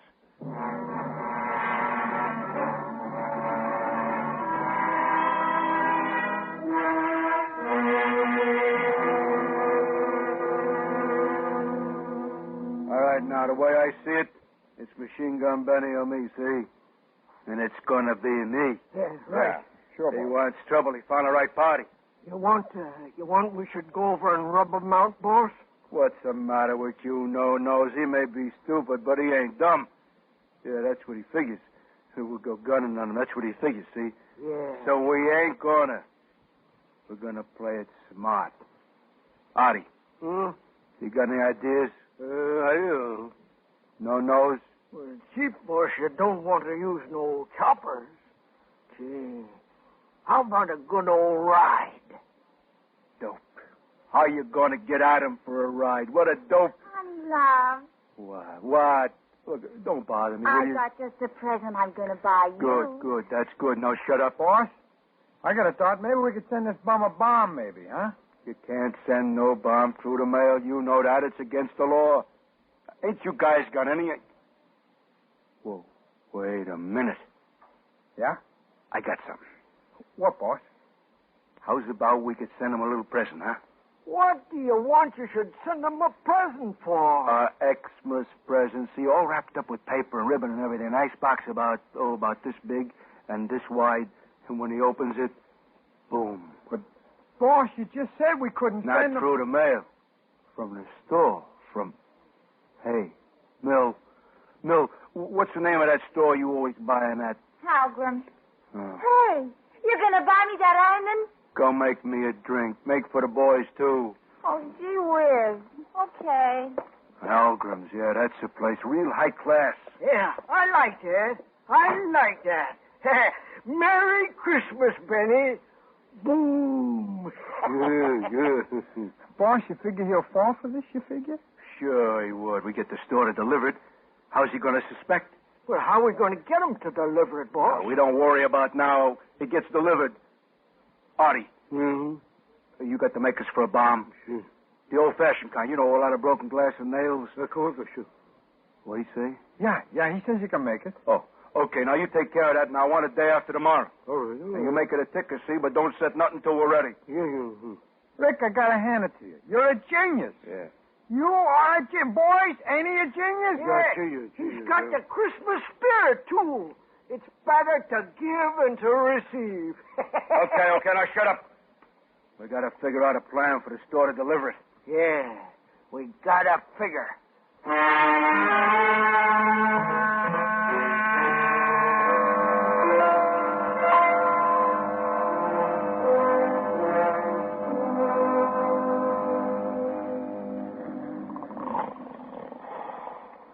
Honey lamb, ain't you coming to bed? No, I ain't coming to bed. But it's 2:00 a.m. I'm tired. Go make some coffee. Honey. Sandwiches, too. I'm hungry. Why don't you finish thinking tomorrow so I can get some sleep? Don't you never think about nothing else but sleeping? Sure. I've been thinking all day about that ermine and Halgrim's I was telling you of. Baby, oh, baby. I love you, baby. I love you too, honey lamb. So why don't we just go... Snap out of it, boys. All right, come on, wake up. Hey, wake up. Fellas, I got it. What, boss? Mill is going to get an ermine from Halgrim. Oh, baby doll, lover. Will you get your claws off of me and make some coffee? Now, listen, boys. Here's how we do it.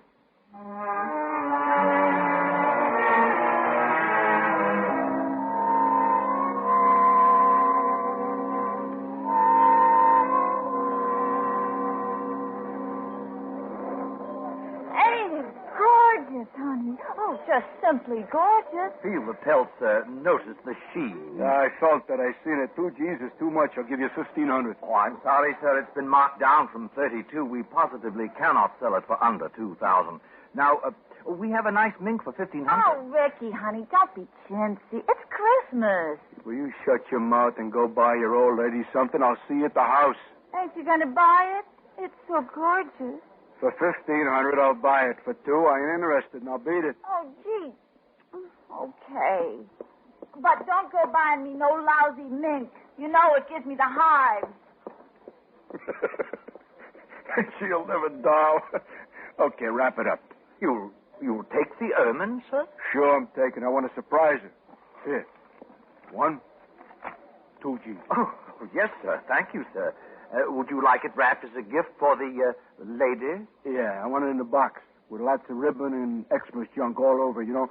And I want you should give me another box the same size, see? Ribbons and everything. It's going to be kind of an Xmas joke on a pal. You get what I mean? Empty box, you know. Oh, and give me a couple of cards to write on. Yes, sir. Will you have them sent? No, I'll take them both with me. Well, it'll just take a few minutes, sir.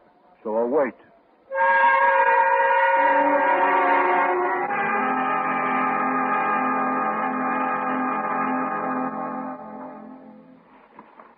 Hey, Artie, when you got the timer set for it to go off? What'd he say? He says he got it set for 23 hours. It'll go off at 4 o'clock tomorrow afternoon.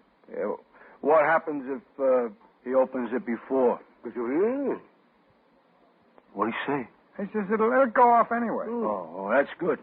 Nice work, Artie. Nice work. Hey, I bet you he opens it. Don't worry. I bet he ain't got no patience. For instance, he gets a big tree beginning of December. All the trimmings, his pals around him, a couple of cases of old stag. Christmas presents mean something to a guy like that. It is going to this year, that is for sure. Okay, here. All right, now you carry Swifty, and I'll take the ermine home. All right, sure, boss. Yeah, I got it. Now, you know what you got to do. I am to take the bomb back to the store. There, I'm to find a guy what sold you the ermine. Yeah, Mr. Minchie. Minchie? Yeah. Then I give him the bomb, and I tell him that he's to send it on to Benny. And you tell him it's the gag that I was talking about, and you give him a C-note for doing you the favor, right? I got it. Okay. Artie, when you get through cleaning up, come over to my place. We'll play some poker tonight, okay? Yeah. See you, Artie.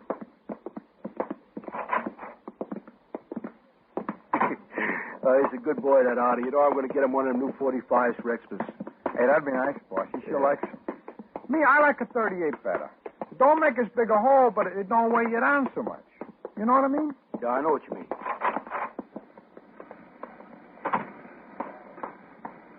Here, will you hold my box a minute? I want to get a cigarette. Sure, boy.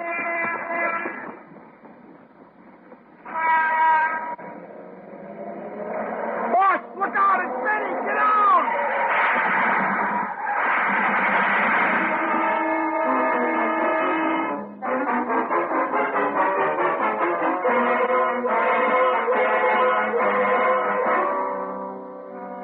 You are listening to A Present for Benny.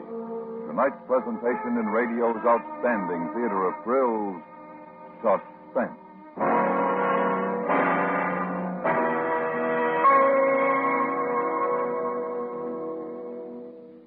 Let's look ahead to 1966. And there you are in your beautiful new home. You've got automatic gadgets everywhere. There's a sparkling new dream car in your garage. The youngsters are in a fine college. All's right with the world. Is this just an idle dream? No, this is a real future that you can start building right now. A secure, carefree, prosperous future built with the United States savings bonds. In 10 years, you will get back $4 for every $3 you've invested. Join the payroll savings plan where you work or buy bonds where you bank. Start in 1956 to make 1966 the beginning of the golden years. And now we bring back to our Hollywood soundstage Jack Kruschen, starring in tonight's production, A Present for Benny, a tale well calculated to keep you in suspense.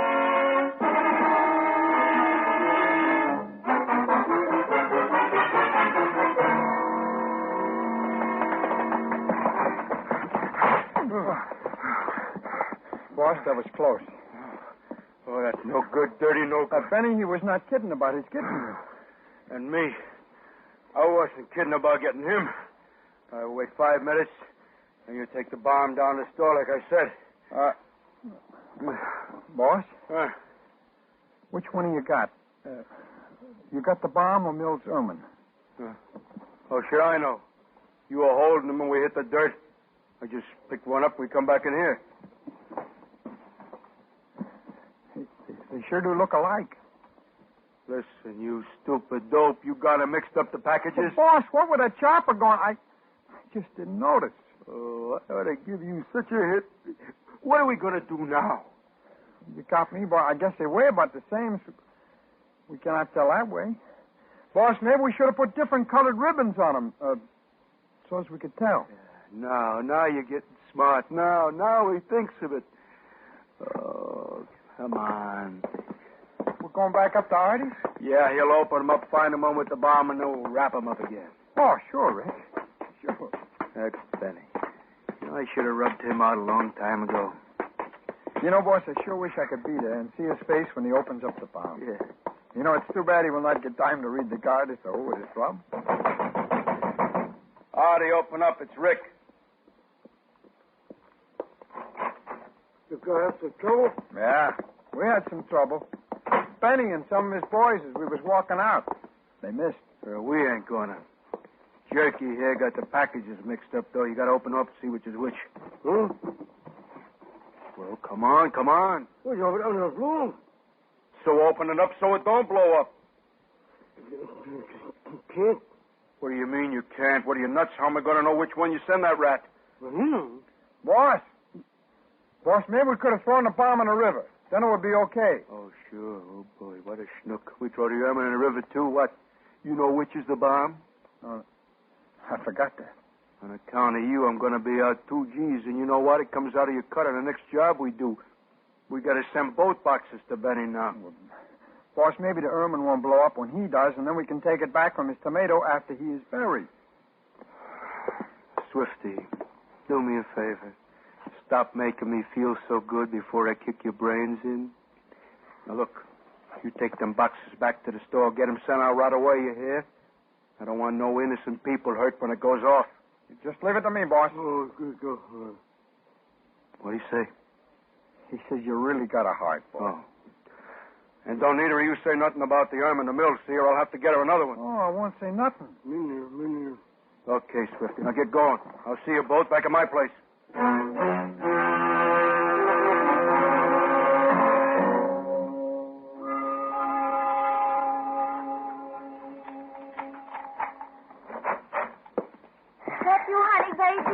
Yeah. Oh, me and Nana was having a game with you, and I couldn't wait for you to get back to you. I love you. Did you get it? What? The Iman. No. Go make me a drink. Oh, baby lamb. You didn't really? Oh, you're kidding. You're going to make it a surprise. It ain't going to be no surprise on account of I didn't get it. Now go make me a drink. Hey, no. Yeah, boss. Gee, I bought you a pretty... Oh, well, you're sure going to look like something in it. Oh, wait till you see. Okay. Guess what I got you, guess. Look, I don't feel like no games. It's been a tough day. I'm tired. Do me a favor, make me a drink, then go to a movie or something, will you? Gee. Yeah, Rick? Where was I? Oh, yeah. Look, you better call the rest of the boys and tell them that Benny's out gunning for us.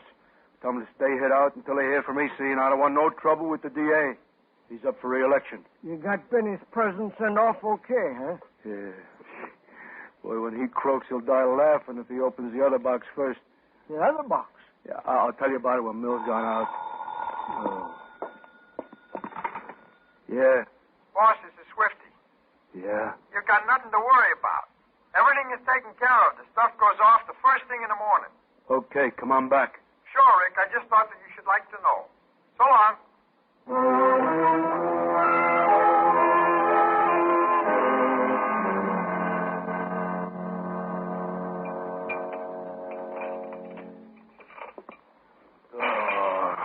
Artie, what do you call these? Well, like what?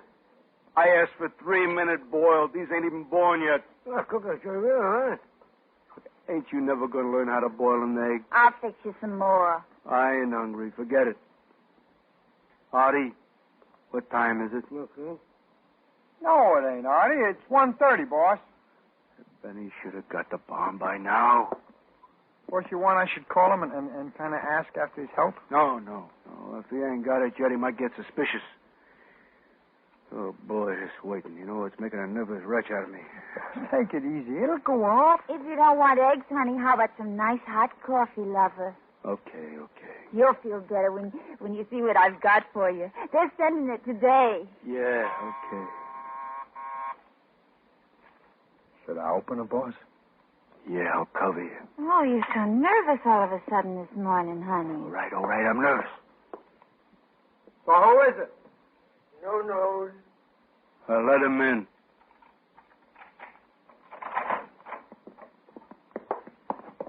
Yeah, what do you say, boss? What's in the package? Oh, this? Well, it just come up for you from Holgram's. Elevator was bringing it up. Oh, now don't you spoil it, honey lamb. That's my present to you. You can take the wrapping paper off, but you can't open the box. We got to put it under the tree when we get the tree.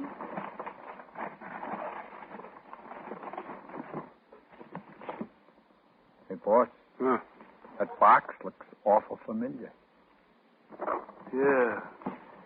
Mill, you sure you bought this yesterday? Sure. Looks just like the ones we sent to Benny, don't it?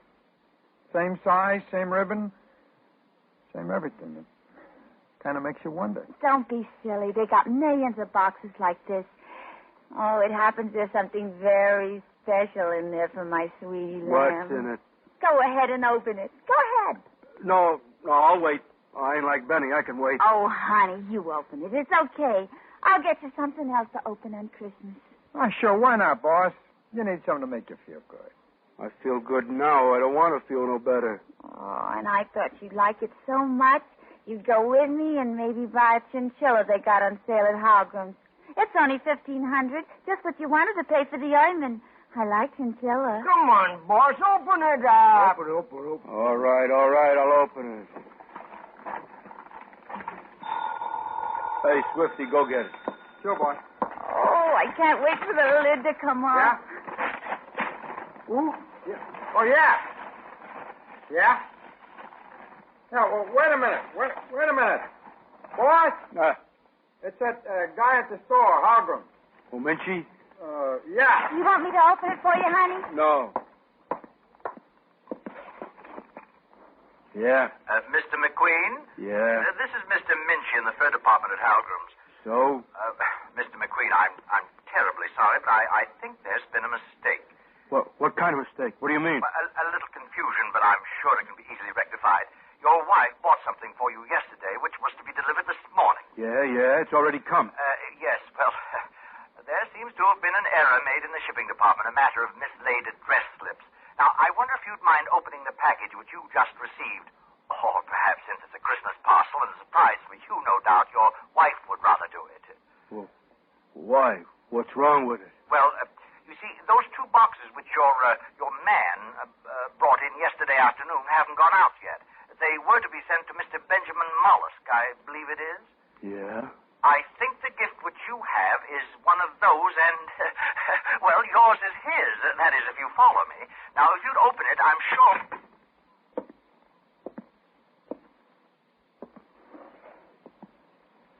Boss, there's something wrong? Hey, you're pale. You sick? What's the time? It's 1:45. Ain't you going to open your present? Don't nobody touch that box. It's loaded. The bomb? Yeah, the bomb. Well, of course, it could have been. You shut up, Swifty. I got enough trouble without her hearing that. Oh, yeah, I get you. Are you talking about me? Oh, get that thing out of here. Get it down to the store. They got to send a special messenger. Let him send all 3 boxes to that punk Benny. What do I care? Maybe I should send him a Cadillac to go with it. You know what I think? I think it'd be cheaper to kill myself.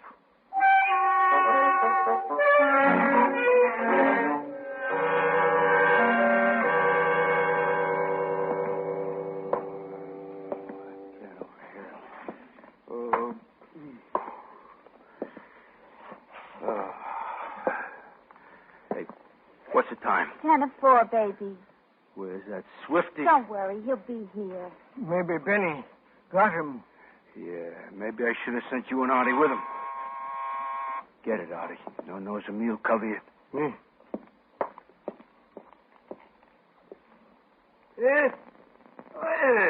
It's me, Artie. Swifty. Open up. Boss, I've got it all straightened out. Everything is okay. Boy, some dope those guys down at the store. What's that? This? Oh, this is your present that Mill got for you. I told you they have got it all straightened out okay now. You know how it is, Christmas rush, everybody's meshuggah, you know? So now they have found the right slips, wrapped up the boxes again, and Benny's presents have been delivered right now, and this is yours. You're sure this time, are you sure? Boy, would I make a lie out of myself? This box you can open, I guarantee it. Yeah, 'cause you might not like the color I got you. So I wish you would open it. And if it ain't right, we can take it back this afternoon, and you can change it, and maybe take a look at chinchillas I was telling you about. Yeah, this time I'm going to wait. When Benny blows up, I open it. What's the time? That's, 2 minutes to 4. You sure? Is your watch right? Well, boss, I just called a tomato on the telephone that gives you the time. Honey Pot, you're too nervous. This ain't like you. Here, I'll open it for you. Mill, you quit that. Oh, boss. Oh, sure. Take it easy, boss. You're all right. Oh, I bet you're just going to love it. I just bet. It's about Benny. He opened it. What do you bet? Blam! Right through the wall. Yeah? Rick, this is Machine Gun Benny. Benny. Listen, pal, I feel like a dirty rat. That's what I feel like, a dirty rat. When I think what I tried to do to you yesterday, and all the time you was making never minds with the presents, which I and my girl are right now wearing. I tell you, I could eat mud. Yeah. She says she never seen such a ointment. And the robe, oh, it's the greatest. Oh, pal, I am a heel. But it ain't too late to change. Hey, what do you say we bury the hatchet, eh? Yeah. I'll split with you on them furs I hijacked from you. And we're partners, you and me. Run the town together. What do you say, eh? Yeah. All right. So, you and Mill and your boys come on over and partake of some Xmas cheer. You hear me, boy? You're a great guy, Rick. The greatest. So long, pal. Merry Xmas. So long.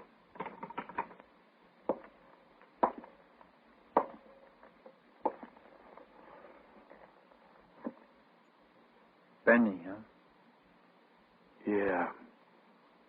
This one's the bomb. Yeah. Too bad. What's the time?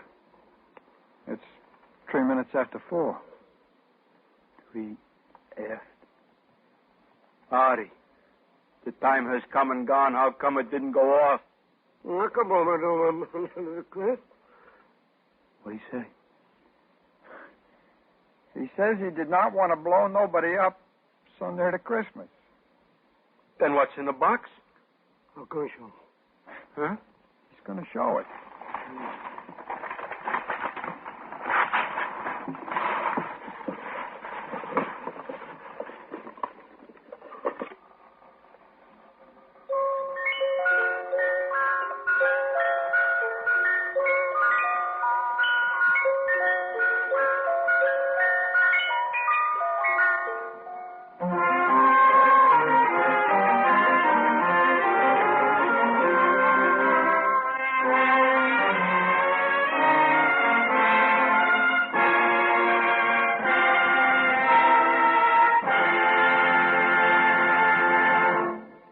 Suspense, in which Jack Kruschen starred in tonight's presentation of A Present for Benny.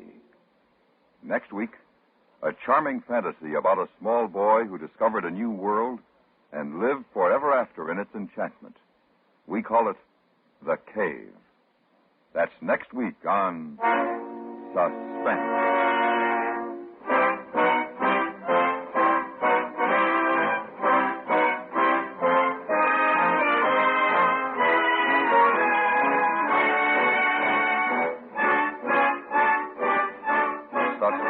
Produced and directed by Anthony Ellis, who also wrote tonight's script. The music was composed by Rene Garrigan and conducted by Wilbur Hatch.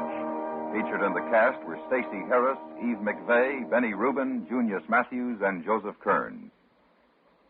Time's growing short for the youngsters to write to Bing Crosby. The deadline for postmarked letters is Thursday, December 15th, midnight.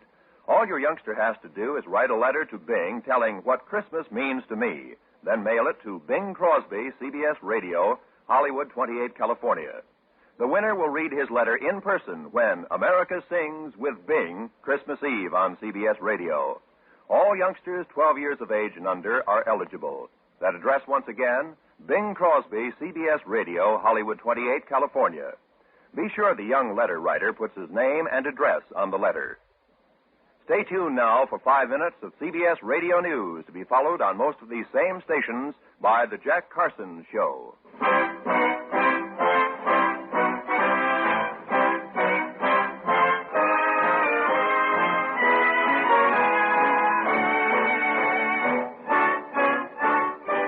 Thrill to Gunsmoke every Saturday and Sunday on the CBS Radio Network.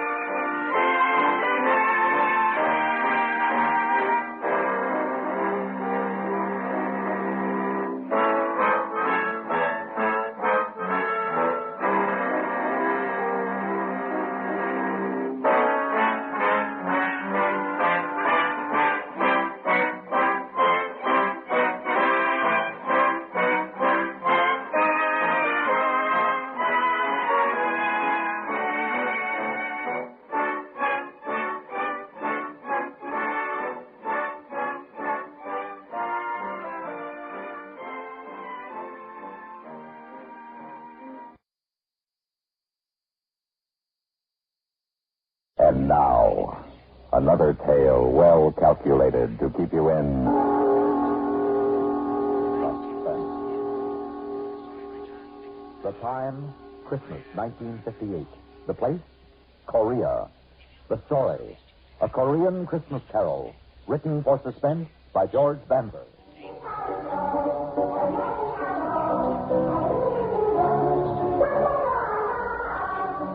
Sounds good, doesn't it? You hear kids singing, I mean. I can't understand the language, but I know what they mean. They sound so fresh and full of promise, almost as if they knew. But then I'm getting ahead of myself. The name's Connolly, PFC Larry Connolly. I'm a soldier in Korea. I was sent here just about a year ago, this time. And that's where this strange story begins.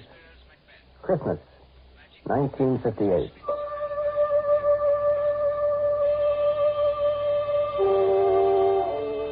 Christmas was for me that year miserable. I'd been stuck on guard the night before, and so I planned to stay in bed the next day and forget about Christmas. I hadn't counted on my first sergeant.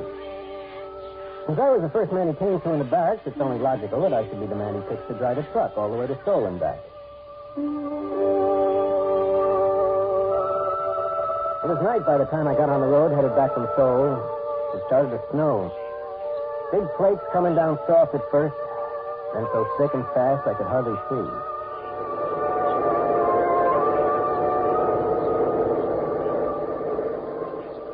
I was just over that first range of mountains.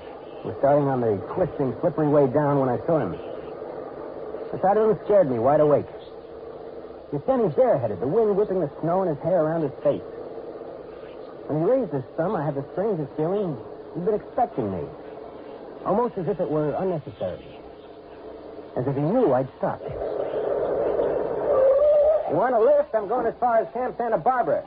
Well, where's that? You mean where's that? Everybody knows where Camp Santa Barbara is. Don't stand there with the door open. Hop in. All right. Well, you picked a lousy place to hitchhike. You just didn't stop. Oh, thanks. What happened to your gloves? Your hands look half frozen. Gloves? Well, I must have lost them. Must have, don't you know? Yes. Yeah, sure. I must have left them laying on the counter of the PX back there. Was your hat back there, too? No. I lost my hat in the dark. I fell. I suppose that's why your uniform's muddy and your jacket's torn. Oh, yes, that's right. Of course. I was walking along the edge of the road and I slipped in the dark. And I slid halfway down the embankment before I could stop. All right, so you managed to hang on to your bag? Oh, yeah. I can't afford to lose that. It's important. I'm late as it is. What outfit you from? 3rd Recon, 7th Division Infantry. Infantry?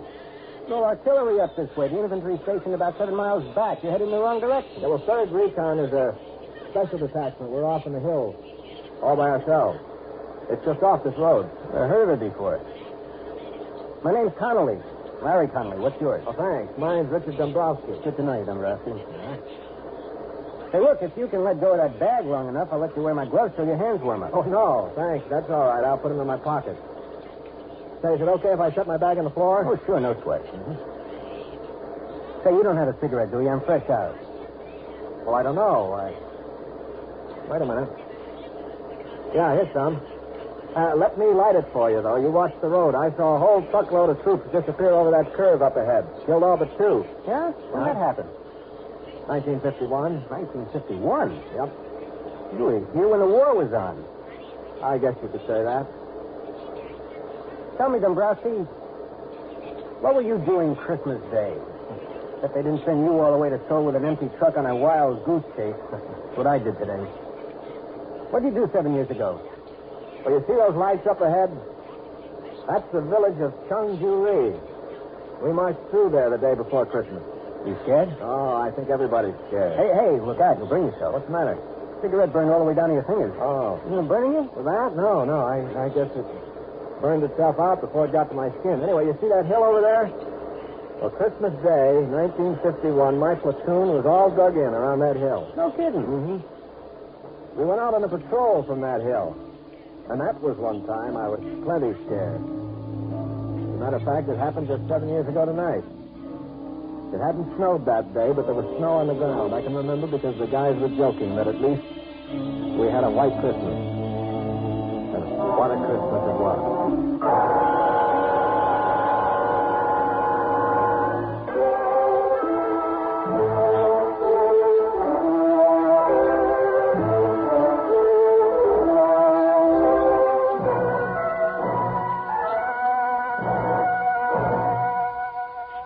As I said, it was quiet Christmas Day, 1951.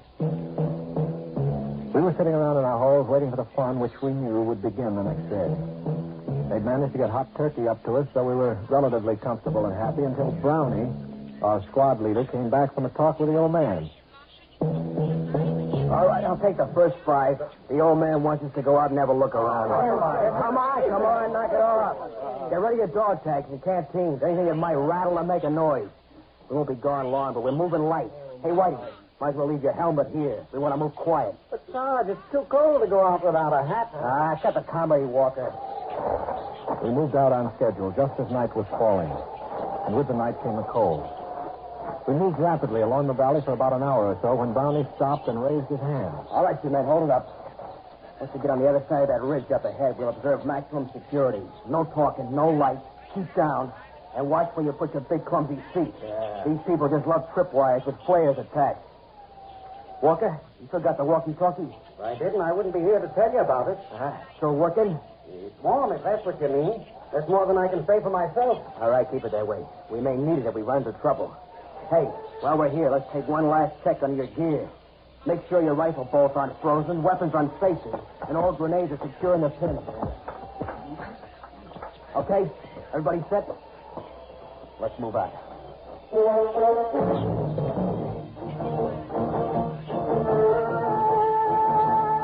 And so we did move out.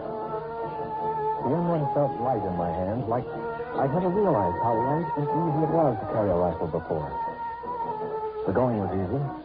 The rice paddies were frozen over and covered with snow, and we stepped carefully between the clumps of rice stubble left over from the last harvest, so the dry straw made no noise.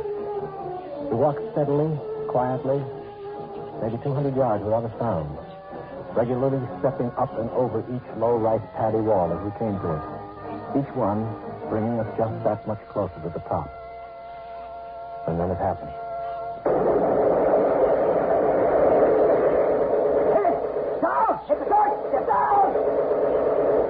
Somebody must have tripped the wire because suddenly the inky black was transformed into the merciless white of the operating table. Everything seemed stopped and slowed down, just like an old movie before the projector blows up. I could see the other guys, the hills, and the deadly winking fires of the guns. And then we fell down to the protection of the earth. And some of us fell with metal in our bodies. Crawl, you wait. Crawl to the mud side and roll. They can't hit us there. And we crawled, digging our knees and fingers into the frozen mud until they were bruised and torn. We crawled closer to the ground and faster than we ever had before. We crawled to the sanctuary of a foot-high mud hill. Keep your head down. We got it pinned. Went about 150 yards to our front. Where's the other? The other's 200 yards to the left. They got us pinned in a crossfire. We'll never get out of here. All right. Now, don't panic. Keep your head down. We'll make it out. Walker, see if you can raise Lady's Wolf on a walkie-talkie. Walker? Walker's laying out there in the middle of a paddy, Brownie. She's never going to have to worry about being warm again. Smith's out there, too. I saw him get it. I saw it when the flare went up. I saw him catch it in the front. Okay, Harry, easy. You still got the walkie-talkie. Can you see if it's all right? He's laying on it. It's hard to tell. Whitey, that flare is going to go out mighty quick. If a man was fast, he could probably streak out there and back before they put up another one. We can use that walkie-talkie to call up some artillery to get these monkeys off our back. I can't, Brownie. I must have been hit. I can't move my legs anymore. I can't even feel them. Easy.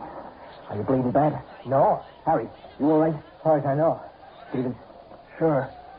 I'd like to take a whirl at that walkie-talkie. Wait till that flare burns out. It's dying now. Just a few more seconds. Go. By the time the flare lit the sky, Stevens was halfway back, the walkie-talkie dangling from his right hand. Some huge, invisible hand slapped into the ground. I'm hit. Oh, God, I'm hit. You think so? Quiet. Where'd they get you? I'm hit. Look him over, Harry. They busted his arm. See any other places? No, I guess his arm. Wrap a dress around it and butt gets inside his jacket. Hand me that walkie-talkie. No good, Brownie. The walkie-talkie smashed. What? It's useless. We're going to have to move out of here fast. Well, how are we going to pull out? We can't crawl back down the paddy. They'll slaughter us. All right, look. We'll move along the dike to the edge of the rice paddy. From there, we can duck into the underbrush and move back down the mountain. We'll never make it. They'll spot us when we try to make it across the clearing to the underbrush. They'll swing their guns around. We gotta try it. We can't stay here. Stephen, can you crawl? Yeah, I can make it. Okay, and you lead off, and I'll follow you. I'll crawl backwards and pull Whitey along behind me. Whitey? You heard me. But we'll never make it. Quiet. All you have to do, Harry, is follow along behind and pick up the pieces. Take his weapon. It'll make him lighter. Keep your hands off me, Harry. Come on, Whitey. We haven't any time to fool around. I'm not fooling. I'm not going with you guys. Come on. You lost too much blood already. That's just it. Like you said, Brownie, it's only a matter of time. You can't get anywhere with me. You'll never even get past the clearing trying to drag me across. You're smart enough to know that, Brownie. You'll be tough enough, even with two good legs. We're not leaving you here. That's what I figured you would say, Brownie. I'm still in charge here. I figured you'd say that, too. Brownie, you see this grenade? It doesn't have any pin in it. The only thing that keeps the spring from taking the clip off is my hand. Knock it out of here, Brownie, before I let it go. Oh, why do you want me to let loose of this grenade?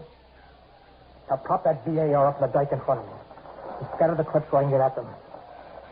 I'll wait until you guys get to the edge of the paddy before I open up. Look, baby. I'm still holding the grenade, Brownie. Time is running out. You're going to have to hurry. I feel like I want to fall asleep, and I don't know how much longer I can stay awake.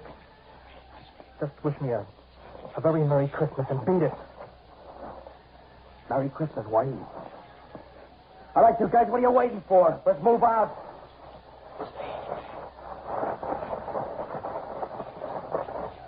Yeah, that's right. This is Christmas. Oh, little town of Bethlehem, how still we see. What's the matter? Don't you people like Christmas carols?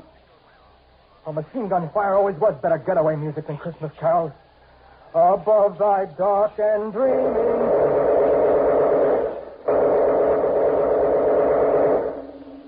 Whitey lay there until the others had crawled to the end of a low rice paddy wall. And then he threw his grenade.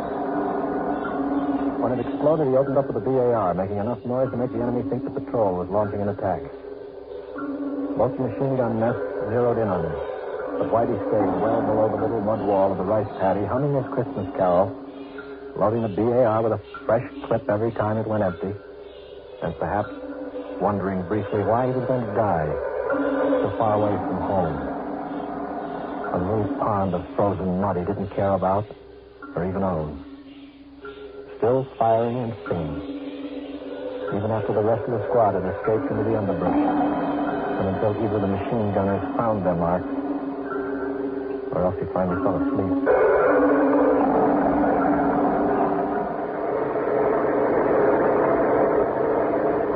Gosh. He was quite a guy. No, I guess it was just a detail that had to be done, and he had to do it.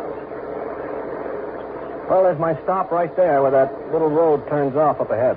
Your detachment's up that road? That's right at the end of it. Well, sure, I've seen that road before, but I didn't think there was anything up there.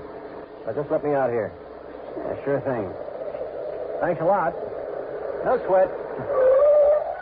Say, if you ever want to look me up, remember my outfit's all the way up at the end of this road. I'll be right up there. Okay, I'll drop in sometime. Right. So long, and thanks again. I drove off figuring it'd be a very cold day in Korea before I ever looked him up. Such a weird guy gave me the creeps. I got about 5 miles down the road when I discovered he left his bag sitting on the floor of the deuce and a half. Took a lot of arguing with myself, but I decided that the only decent thing I could do was to swing around and take it back to him. Besides, maybe I could stop in the orderly room and check him out. Find out what his story really was.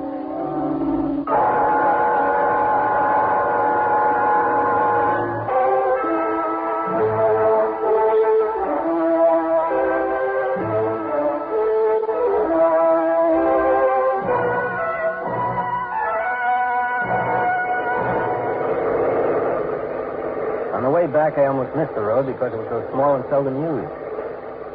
I drove up it for about 10 minutes. I was beginning to wonder if I hadn't gotten the wrong road after all. But I passed no other vehicles or GIs or anything to indicate there was an infantry company around. Just when I was ready to turn back to the main road, I saw a light twinkling up ahead from what looked like a couple of Quonsets. It seemed impossible that an infantry outfit could be housed in 2 Quonsets, but I pulled a deuce and a half to a hole outside the gate and cut off the motor.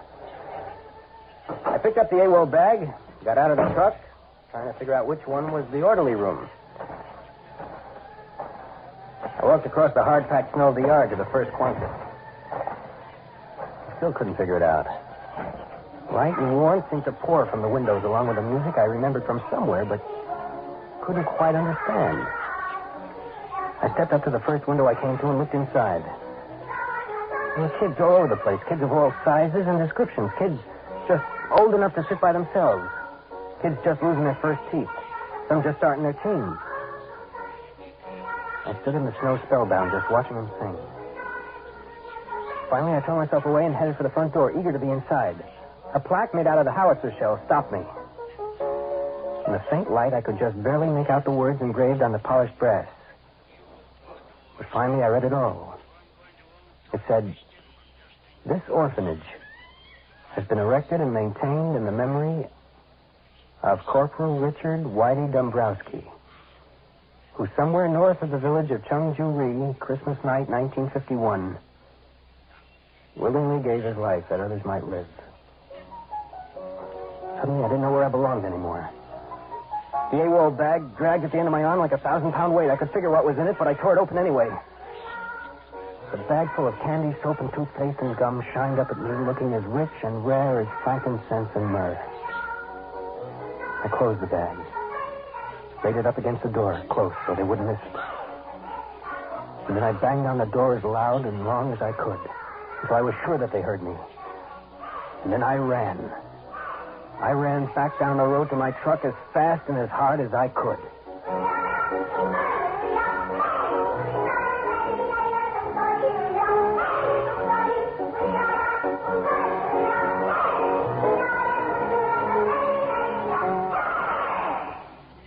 Suspense.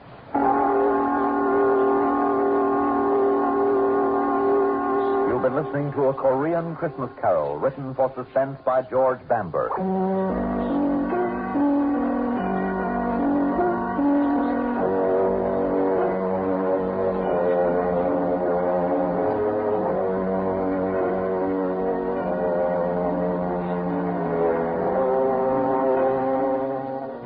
Heard in tonight's story were Bill Lipton as Larry Connolly and Lyle Sudrow as Richard.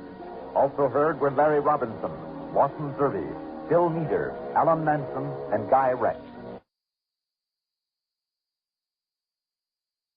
A tale well calculated to keep you in suspense.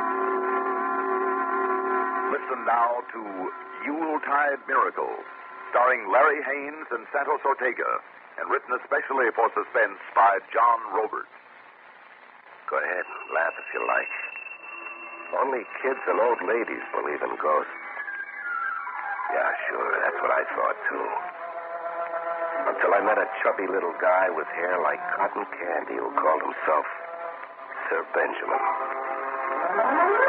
But first, let me fill in the details about my meeting with Sir Benjamin.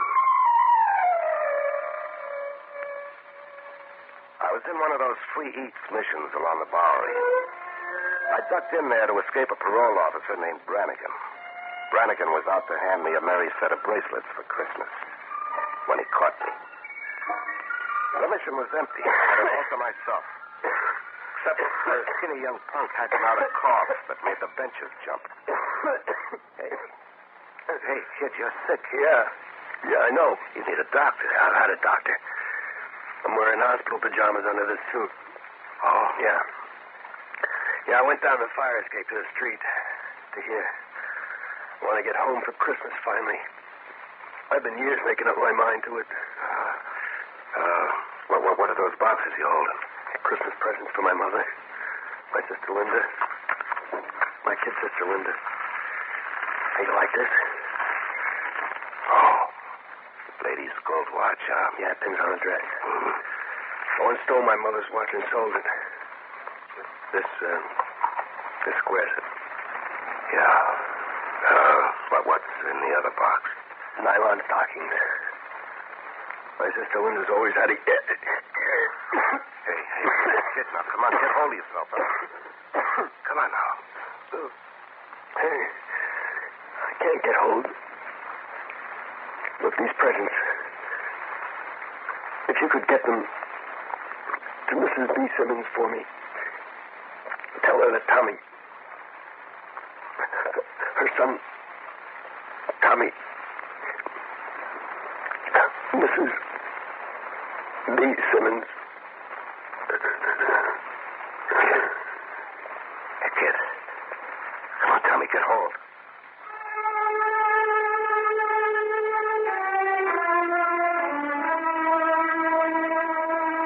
The coughing stopped. And it was right then that Sir Benjamin, the chubby little ghost with hair like cotton candy, happened.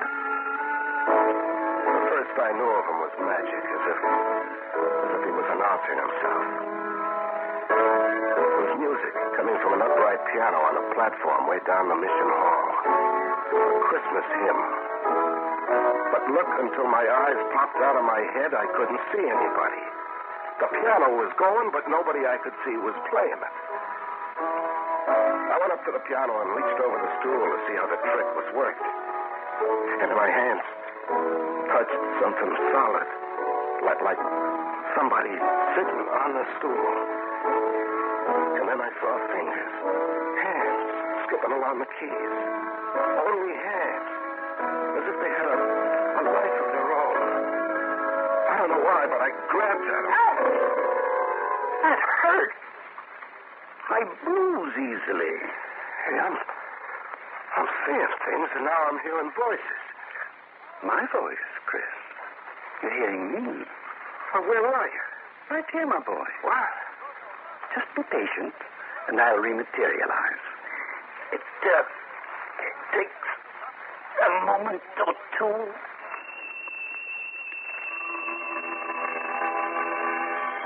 I saw the hands build. First arms, then elbows, shoulders, and then a body. Slowly. And then the last thing. A head with little white hair. And then a face. A chubby face, rosy and smiling. Well, here I am. Every bit of mere trust. Who are you? Sir Benjamin. I'm sorry if I worried you. Hey, that trick, like you were invisible. But I was invisible. Oh, come on. Nobody can do that. I can. And that's only one of my powers. But first, suppose we get right down to business, Chris? We have business? Of course. That boy over there on the bench, Tommy Simmons. Oh, the kid, yeah. You know, I almost forgot. He's lying there like dead. I don't dare go outside, but somebody's got to call an ambulance. Do something. It's too late for Tommy. Oh, now, we don't know that. We're not doctors. I know that. The problem now is, what are you going to do about his dying wish? What? Oh, you mean about delivering those presents to his family? It would be fine if you deliver those presents in person. Me? Hey, now, come off it, mister. It's not my job, and it's none of my business. Besides, I got problems of my own. Brannigan? What? The parole officer? How did you know about Brannigan? I'm a very versatile and talented ghost. I also have powers of conjuration. Come again? Turn the boy's dying wish aside, and I'll conjure up Brannigan. You don't think I can? No, I don't think you even exist. How about that? I think I'm dreaming you up. Very well. I will demonstrate. Hold on to something, Chris. Conjuration is a very cataclysmic and strenuous business. You'll definitely be safer if you hold on to something. Don't ask me why, but I grabbed hold of the piano. But the good thing I did, too, because the joint began to rock like an earthquake was hitting it.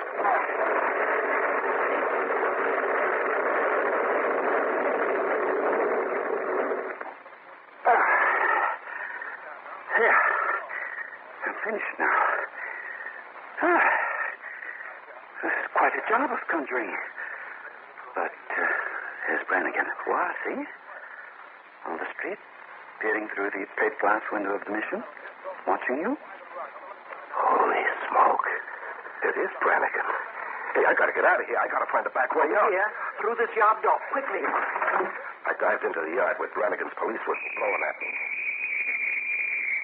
The yard was a dead end. High building walls all around like a prison yard. No exit except a long, narrow alley to the street past Brannigan. I flattened in the shadows, a dead duck. I was listening to Brannigan shout orders at a couple of bluecoats who'd come running when he whistled. Watch the exit, man, while I flush him out. D'Angelo, you're trapped. Better surrender peacefully. Do you hear me, D'Angelo? Trapped was the word, like a rat. Oh, a pity. Too bad, Chris. What's the penalty for violation of parole? A year, maybe 2. Oh, you were a big help shooing me into the yard. There I go, talking to myself. You're talking to me. I could really be a big help. Give up, D'Angelo. Don't make me take you the hard way. Think fast, Chris. You were to respect Tommy Simmons' dying wish. You were to go home for Christmas in his place. Okay. If I was to, then what? Then Brannigan goes empty-handed. In order to catch you, he must first see you. Oh, sure. Brannigan's suddenly going to go stone blind, huh? No. You are becoming invisible.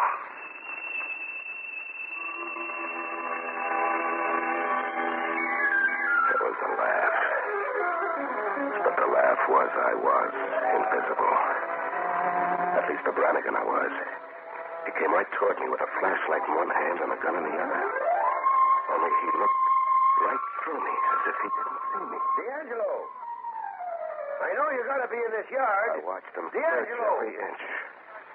And then scratch his head and give up. Now, Chris, for your part of the bargain. Here are Tommy's presents. Go deliver them. Now, look. I'll leave here and only run into Brannigan outside somewhere. Now, what about that? You remain invisible until you've arrived at your destination. That is, as long as you remain faithful to your mission. Go, Chris.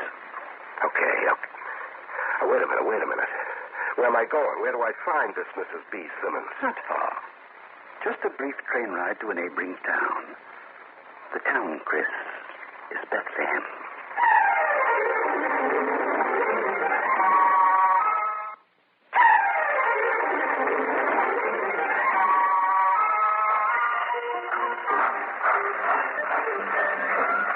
Mr. Benjamin had promised it was a brief train ride. But funny, I felt like I'd come a long, long way. There was a deserted train shed with snow packed high. A station sign turned silver by the moon read, Bethlehem. Not a soul in sight. No. There was someone. A girl. A girl in high boots, a snow hat, and the moon on her cheeks. She was coming toward me. Hello. Hello. Are you Chris? Yeah, my name is Chris. I'm Linda. Linda Simmons. I came to drive you home. Just like that? Just like what? Well, I mean, no explanations. Like you knew I was here. And how come you know my name? Oh, I was told you were coming. And told your name, too. You were told? Somebody telephoned. Oh. Yeah, he telephoned. He wasn't kidding when he said he was a talented ghost. Hmm? Say, you came right at me just now. That means you saw me. You can see me, huh? See you? Yeah. Face, hands, body, me. I'm a guy. You look at me and you see a guy. No. I cannot see you. And I am invisible. No. It's just that I'm blind.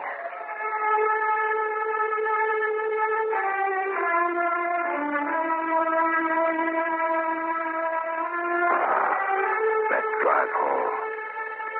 Let's take it now, huh? There was a horse-drawn sleigh around the side of the shed. Silver bells on the reins and a horse whose name had to be Dobbin. You drove this rig all the way here by yourself? No, you don't drive, Dobbin.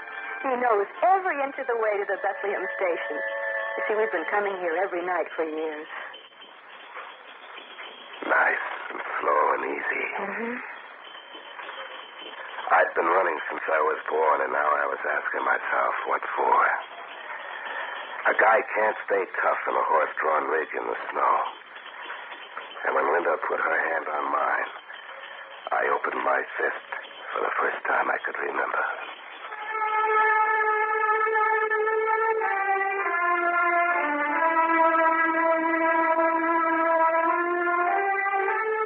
We reached home. A framed cottage, nothing fancy, with a candle burning brightly in the window. Come in, Chris. Mother. Right here, Linda. Oh, Mother, this is Chris. Welcome home, Chris. Yeah, thanks. It's a nice place you got here, Mr. Simmons. Oh, I'm so glad you like it. Yeah, I don't exactly know how to say this, Mrs. Simmons. You see, I'm just a mug. I quit school the minute I learned how to tell the teacher off, so if I ain't got the right words... You don't have to have the right words, Chris. You don't even have to get it said. You see, I know. You know? About Tommy? Yes, all about Tommy. Well, how?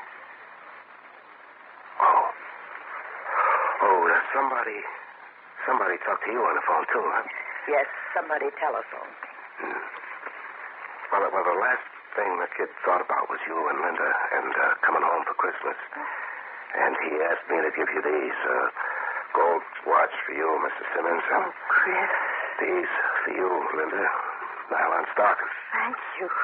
It's nothing big, I guess, but Tommy didn't have much to give the way it was with him.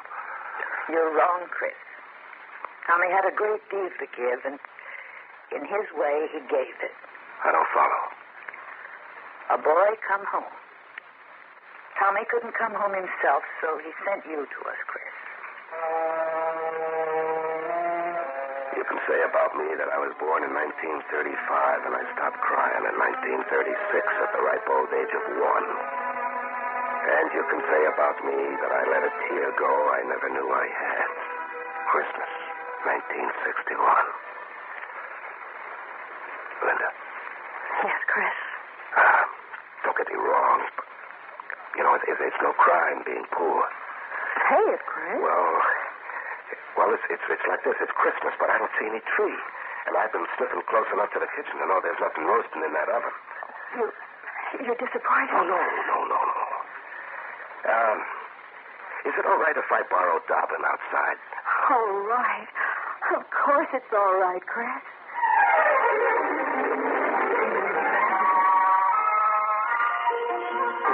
Put me down as a guy who never knows when to shut up. A tree and a turkey, sure, lady. Nothing to it. Presto Mephisto, I'm a magician. Here's your tree, lady, and here's your bird.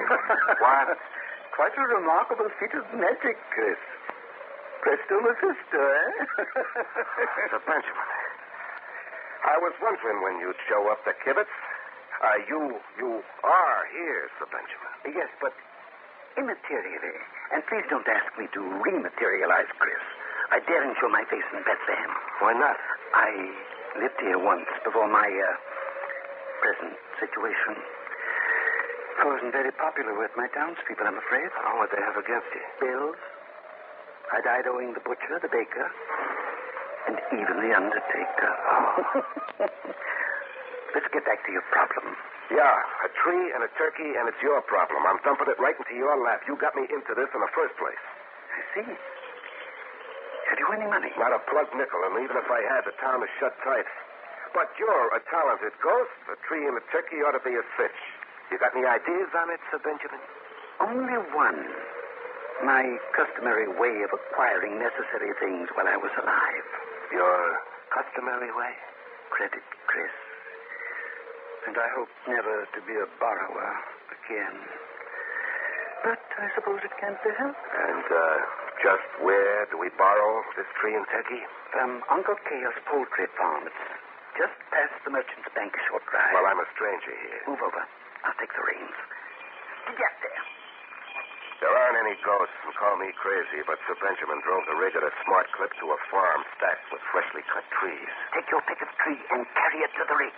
And Chris. Yeah, what? No unnecessary disturbance. I owe Uncle Cale a formidable bill already. I threw the tree on the rig and went back. Sir Benjamin was coming out of a poultry house carrying a great, big, fat turkey. There's a job persuading this feathered fellow. Here, take the leash and be on your way. Well, wait a minute. Where are you going? To leave a receipt for Uncle Cale for one tree and one turkey. I'd sure like to be there when he reads it.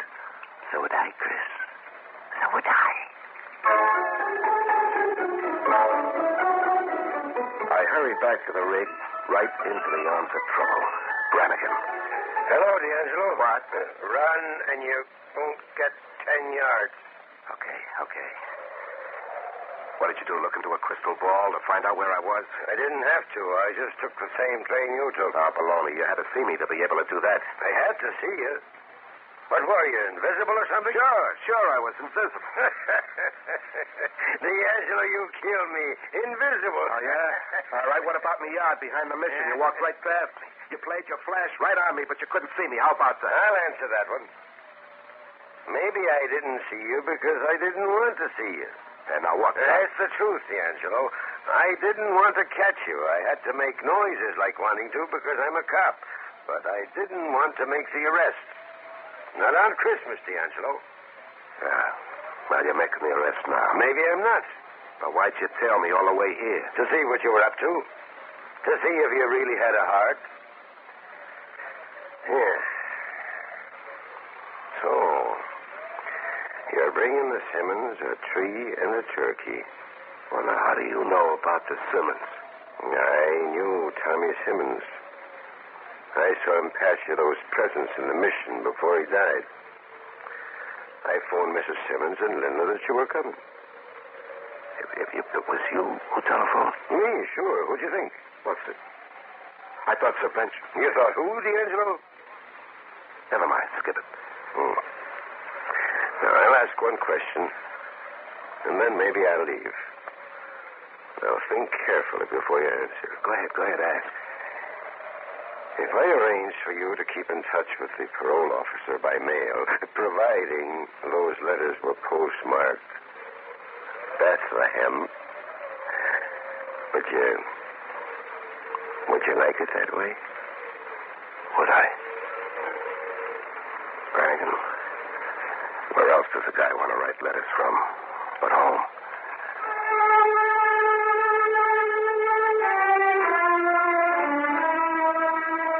That's almost all there is to the story of Sir Benjamin, me, Brannigan, Miss Simmons, and Linda. Well, we had to take the door down to get the tree into the house, and we had to find an extra stomach apiece to accommodate the turkey. And then later, with the fire going and the lights down low, Linda and I sat dreaming on the sofa. I had my fist open for keeps, and her hand was right in mine, like it belonged there. It's been a perfectly wonderful Christmas, Chris. Yeah, wonderful. And thanks to you, we had a tree and a turkey. Well, thanks to me. Now, the tree and turkey wasn't my trick. The tree and the turkey, what? Chris, what are you saying? Oh, no, really, the thanks goes to another guy. A chubby little guy who sure has a talent for getting what he wants. His name's Sir Benjamin. Sir Benjamin? Yeah. Why? Well, the coincidence of names. Well, I used to call my father Sir Benjamin in play. Oh, we'd play Lord and Lady. My father and he'd call me Princess Linda, and I'd call him Sir Benjamin. The coincidence of names, you said, huh? Linda, suppose it isn't a coincidence. But my father died years ago. Yeah, so did my Sir Benjamin. The guy I'm talking about is a ghost. A ghost? Yeah. A ghost like I met in a mission when your brother Tommy died. All of a sudden, a piano started going. Piano music, but nobody I could see was playing. Huh? Our piano is playing. Yeah, so it is. Hey, you want to bet it's Sir Benjamin? Yeah, but how can you prove it? Well, easy. I toss a turkey wing at the piano stool. I bet you Sir Benjamin lets out a yell and complains about how easily he loses. Do we bet? What will we bet, Chris? A kiss. That way, Linda, nobody loses.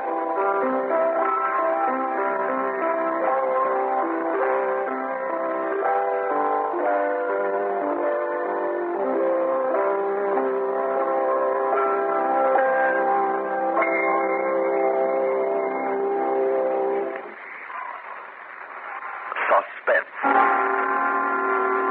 You've been listening to Yuletide Miracle, starring Larry Haines and Santos Ortega, and written especially for Suspense by John Roberts. Next week, instead of another tale well calculated to keep you in suspense, a gala song fest well calculated to put you in a bright holiday mood. The 7th annual Christmas Sing with Bing will come your way over the CBS radio network next Sunday evening, Christmas Eve. Singing along with Bing, Catherine Crosby, the Norma Luboff Choir, and those two fugitives from the Met, Charlie McCarthy and Mortimer Snurs.